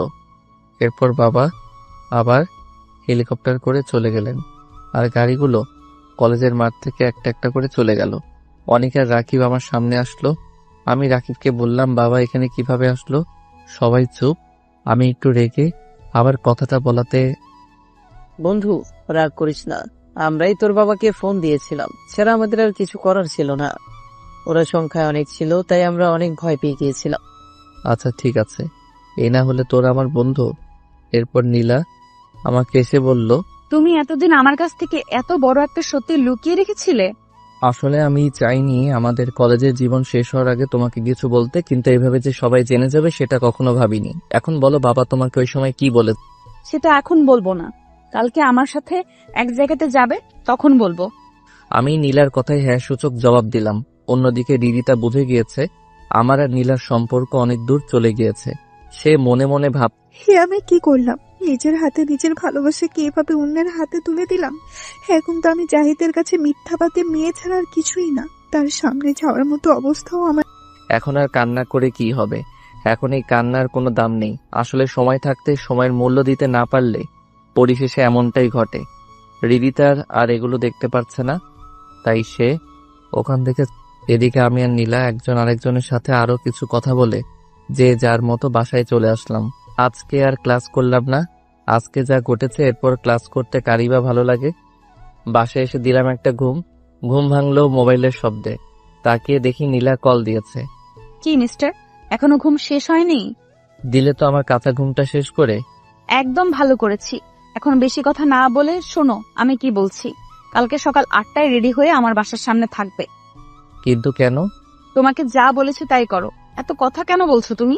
আচ্ছা ঠিক আছে, এখন তাহলে রাখছি, আমার অনেক ঘুম পেয়েছে। ঠিক আছে, তাহলে ঘুমাও। বাই। আমিও বাই বলে আবার ঘুমিয়ে পড়লাম। এরপর সকালবেলা ঘুম থেকে উঠে ফ্রেশ হয়ে নাস্তা করে বের হলাম নীলাদের বাসার উদ্দেশ্যে। নীলাদের বাসায় এসে নীলাকে একটা কল দিলাম। একটু পর নীলা একটা নীল শাড়ি পরে আমার সামনে আসতে লাগলো। পার্কে দেখা করার দিনের মতো আজকেও নীলাকে নীল শাড়িতে অনেক সুন্দর লাগছে। এখন চলো। আমরা যাবোটা কোথায়? আমি যেখানে যেতে বলবো সেখানেই যাবে। এরপর নীলা তাদের গাড়িতে ঢুকলো আর আমাকেও ভিতরে আসতে বলল। আমি আর কিছু না বলে গাড়ির ভিতরে গিয়ে নীলার সাথে বসে পড়লাম। নীলা মনে হয় গাড়ির ড্রাইভারকে আগেই কোথায় যেতে হবে সেটা বলে দিয়েছিল, তাই ড্রাইভার কিছু না বলে গাড়ি চালাতে লাগলো। আমি একটু পর পর নীলার দিকে তাকাচ্ছি, তাই দেখে কি হয়েছে তোমার? এভাবে তাকিয়ে কি দেখছো? তোমাকে দেখছি। আজকে তোমাকে অনেক সুন্দর লাগছে। আমার কথা শুনে নীলা আমার বুকে লজ্জায় লুকিয়ে পড়ল। আমি ওর কিছু না বলে পাগড়িটাকে জড়িয়ে ধরলাম। এই পাগড়িটাকে যে আমি অনেক ভালোবাসি, নীলাকে ছাড়া আমি আর অন্য কিছু ভাবতেই পারি না। ভালোবাসাগুলো হয়তো এমনই, প্রিয় মানুষকে মন থেকে ভালোবাসলে তাকে ছাড়া আর অন্য কিছু মাথায় ঢোকে না।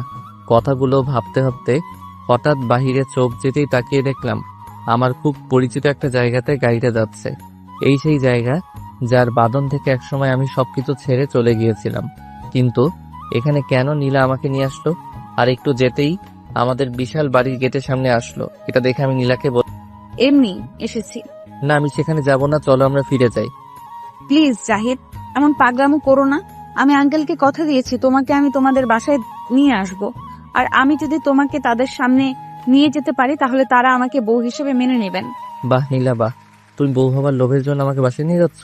তুমি আমাকে ভুল বুঝছো। আমি চাই তুমি আবার তোমার পরিবারের কাছে ফিরে এসো। আগে যা হয়েছে সেগুলো ভুলে যাও। তুমি আমাকে ভালোবাসো নাকি বাবার অর্থ সম্পদকে ভালোবাসো? কোনটা? আমি তোমাকে ভালোবাসি, আর এই জন্য আমি তোমাকে তোমার পরিবারের কাছে নিয়ে যাচ্ছি।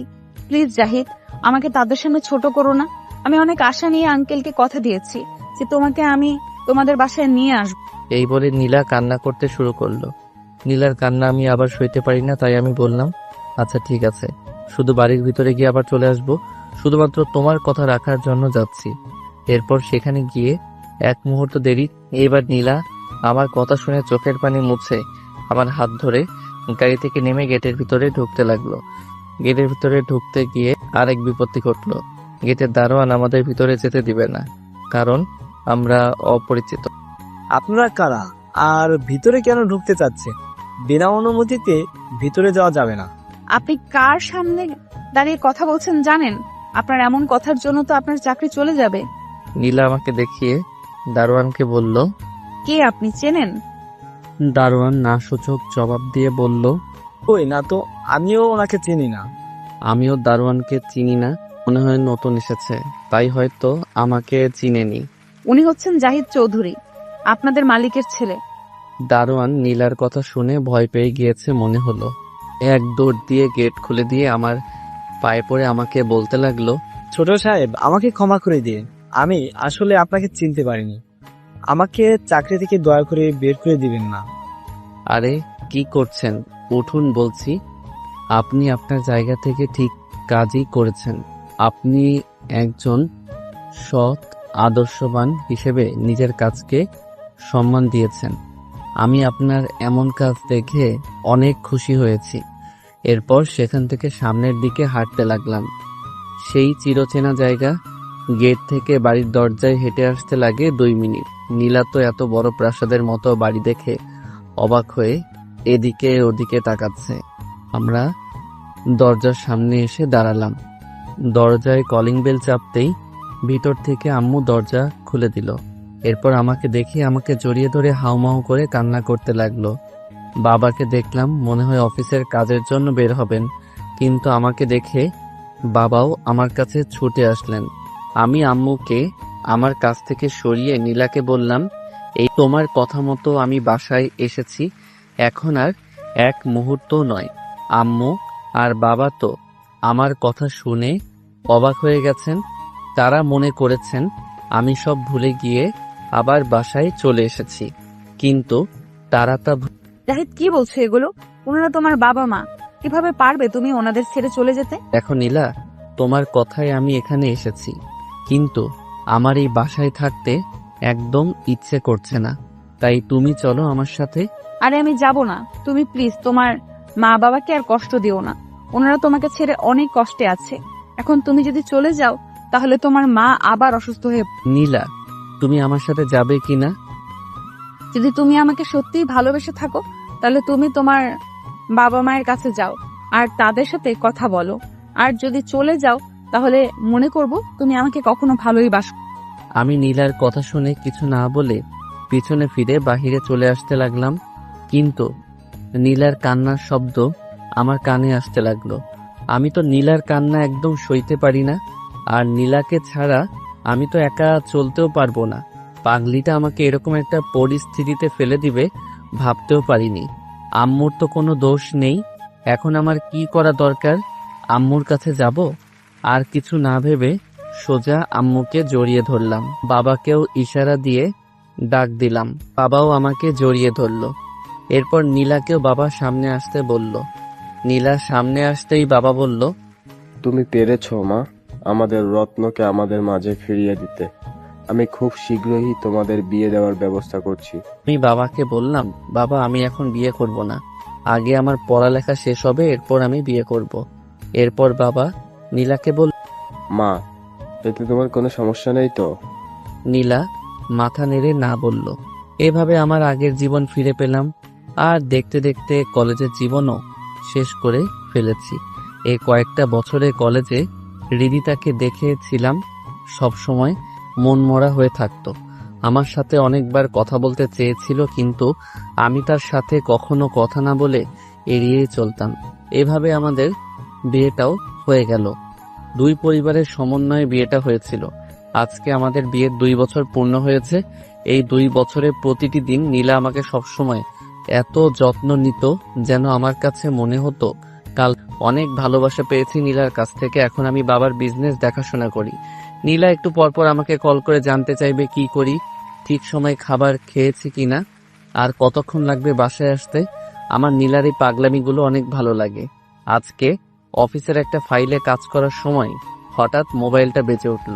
চেয়ে দেখি বাবা কল দিয়েছে। আমি কলটা ধরে বাবাকে সালাম জানালাম। বাবা আমার সালামের উত্তর দিয়ে বললেন, আচ্ছা, তোর তো এখন কাজের চাপ অনেক বেড়ে গিয়েছে, তাই না? বলতে কি অনেকটাই চাপ। সেজন্য তোর জন্য একটা পিএ নিয়োগ দিয়েছি। তুই তাকে তোর পিএ হিসেবে রেখে দে, তোর জন্য অনেক সাহায্য হবে। আচ্ছা বাবা, ঠিক আছে, পাঠিয়ে দিও, আমি কথা বলে জেনে দেখব। তোর কেবিনের সামনেই বসে আছে। আচ্ছা ঠিক আছে, আমি পিয়নকে দিয়ে আমার কাছে আসতে বলছি। এই বলে বাবার সাথে কথা শেষ করে পিয়নকে কল দিয়ে বললাম বাহিরে বসা ব্যক্তিকে আমার কেবিনে পাঠিয়ে দেওয়ার জন্য। একটু পর দরজার সামনে থেকে একজন মেয়ে কণ্ঠে কেউ একজন বলল, ভেতরে আসতে পারি স্যার? আমার কণ্ঠটা কেন জানি খুব চেনা চেনা মনে হলো, তাই আমি বললাম, জি ভিতরে আসুন। আমার সামনে আসতেই যাকে দেখলাম তাকে দেখেই তো আমার শরীর রাগে ফেটে যাচ্ছে। এ কি হৃদিতা, আপনি? জি আমি। বড় স্যার আপনার কাছে পাঠালেন আপনার পিএ হিসাবে। মানে কি আপনি হবেন আমার পিএ? অসম্ভব, আপনাকে আমি আমার পিএ হিসেবে কখনো মেনে নিব না, বেরিয়ে যান বলছি। হৃদিতা চোখে পানি দেখতে পেলাম। কান্না করতে করতে সে কেবিন থেকে বেরিয়ে গেল। আমি একবার ভাবলাম কাজটা কি ঠিক করে, এরপর ভাবলাম ঠিকই করছি, কারণ আমি চাই না আবার নতুন করে অশান্তি হোক। আমি আর নীলা অনেক ভালো আছি। হৃদিতা আমাদের মাঝে সমস্যার সৃষ্টি করতে পারে, কারণ তার কোনো বিশ্বাস নেই, কিন্তু আগের মতো শরীরটা নেই। মনে হলো হৃদিতাকে দেখে অনেক চিকন হয়ে গেছে, কিন্তু আগের থেকে এখন অনেক সুন্দরও হয়েছে। তাতে আমার কি? এগুলো ভাবছি, আর এমন সময় মোবাইলে কল আসলো। তাকিয়ে দেখি নীলা কল দিয়েছে। তাই আমি কলটা ধরে বললাম, কি করছো? আর বলো না, বাবার মাথায় একদম কোনো বুদ্ধি নেই। কেন, কি হয়েছে আবার? তুমি জানো বাবা আজকে আমার জন্য একটা পিএ নিয়োগ দিয়েছে। সে তো ভালো কথা। ভালো কথা না ছাই, পিএ আর কেউ না হৃদিতা। তুমি বলো, বাবা তো সবই জানে হৃদিতার সম্পর্কে। তাহলে কিভাবে বাবা রিদিতাকে আমার বিয়ে হিসাবে নিয়ে? বাবা যা করেছেন সে তো আর তোমার খারাপের জন্য করেননি, হয়তো এর জন্য তোমার ভালোই হবে। কি বলছো নীলা তুমি? তোমার মাথা ঠিক আছে তো? রিদিতা থাকলে সমস্যা বাড়বে ছাড়া কমবে না, তাই আমি তো তাকে অপমান করে বের করে দিয়ে। এটা তুমি ঠিক করো নাই। আমি চাই সে তোমার হিসাবে কাজ করুক। আচ্ছা, এখন এসব কথা বাদ দাও, ভালো লাগছে না আমার। আমরা এগুলো নিয়ে পরে কথা বলবো। এখন আমার অনেক কাজ পড়ে আছে, সেগুলো শেষ করতে হবে। এরপর নীলা কিছু একটা বলতে চেয়েছিল, আমি কলটা কেটে দিলাম। কিছু বুঝতে পারলাম না নীলাও রিদিতাকে আমার পিএ হিসেবে রাখতে কেন বলছে। দূর, কিছু ভালো লাগছে না। কাজ শেষ করে বাসায় যাওয়ার উদ্দেশ্যে রওনা দিলাম। রাস্তায় প্রতিদিনের মতো আজকেও নীলার জন্য একটা গোলাপ ফুল নিলাম। নীলার অনেক পছন্দ গোলাপ ফুল। বাসায় এসে কলিং বেল চাপতেই দরজার সামনে রিদিতাকে দেখতে পেলাম। রিদিতাকে দেখেই তো আমার মেজাজ আবার গরম হয়ে গেল। কি ব্যাপার, আপনি আমাদের আমাকে এখানে আসতে বললো, তাই আমি এখানে এসেছি। কে আপনাকে বাসায় আসতে বলেছে? ভিতর থেকে বাবা বলল। আমি তাকে আসতে বলেছি। আমি আর কিছু বললাম না। রিদিতাকে পাশ কাটিয়ে উপরে উঠে গেলাম আমার রুমে গিয়ে দেখি আজকে নীলা অনেক সুন্দর করে সেজেছে। একটা গোলাপি শাড়ি পরেছে, মনে হচ্ছে নতুন। আমি আমার সাথে আনা গোলাপ ফুলটা নীলার মাথার এক জায়গাতে লাগিয়ে দিলাম। বাহ, অনেক সুন্দর লাগছে আমার বউকে। নীলা আমায় জড়িয়ে ধরল।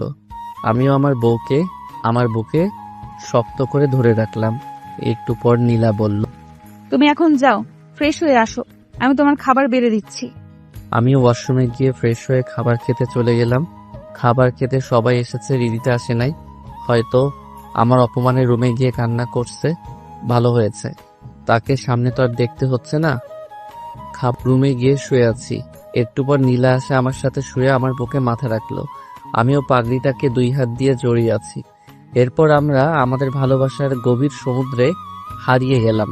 পরদিন সকালে ফ্রেশ হয়ে সকালে নাস্তা করে অফিসে রওনা দিলাম। অফিসে কাজ করছি, এমন সময় মোবাইলটা বেজে উঠল।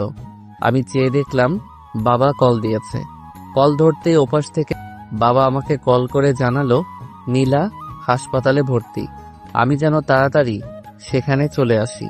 আমি এক মুহূর্ত দেরি না করে গাড়ি নিয়ে রওনা দিলাম হাসপাতালের উদ্দেশ্যে। মনে মনে ভাবছি নীলার হঠাৎ কি এমন হলো যে তাকে নিয়ে সবাই হাসপাতালে আসতে হলো। ভাবতে ভাবতে হাসপাতালের সামনে চলে আসলাম। আমি গাড়ি থেকে নেমে এক দৌড় দিয়ে হাসপাতালের ভিতরে ঢুকলাম। আমার এমন অবস্থা দেখে একজন ডাক্তার আমাকে বললেন, আপনি একটু আমার কেবিনে আসুন, আপনার সাথে কথা আছে। জি, আমি নীলার হাজবেন্ড। আমি ডাক্তারের সাথে সাথে তার কেবিনে ঢুকলাম। ডাক্তার আমাকে বললেন, আপনি আগে শান্ত হয়ে বসুন, এরপর আপনাকে যা বলছি সেটা মন দিয়ে শুনুন।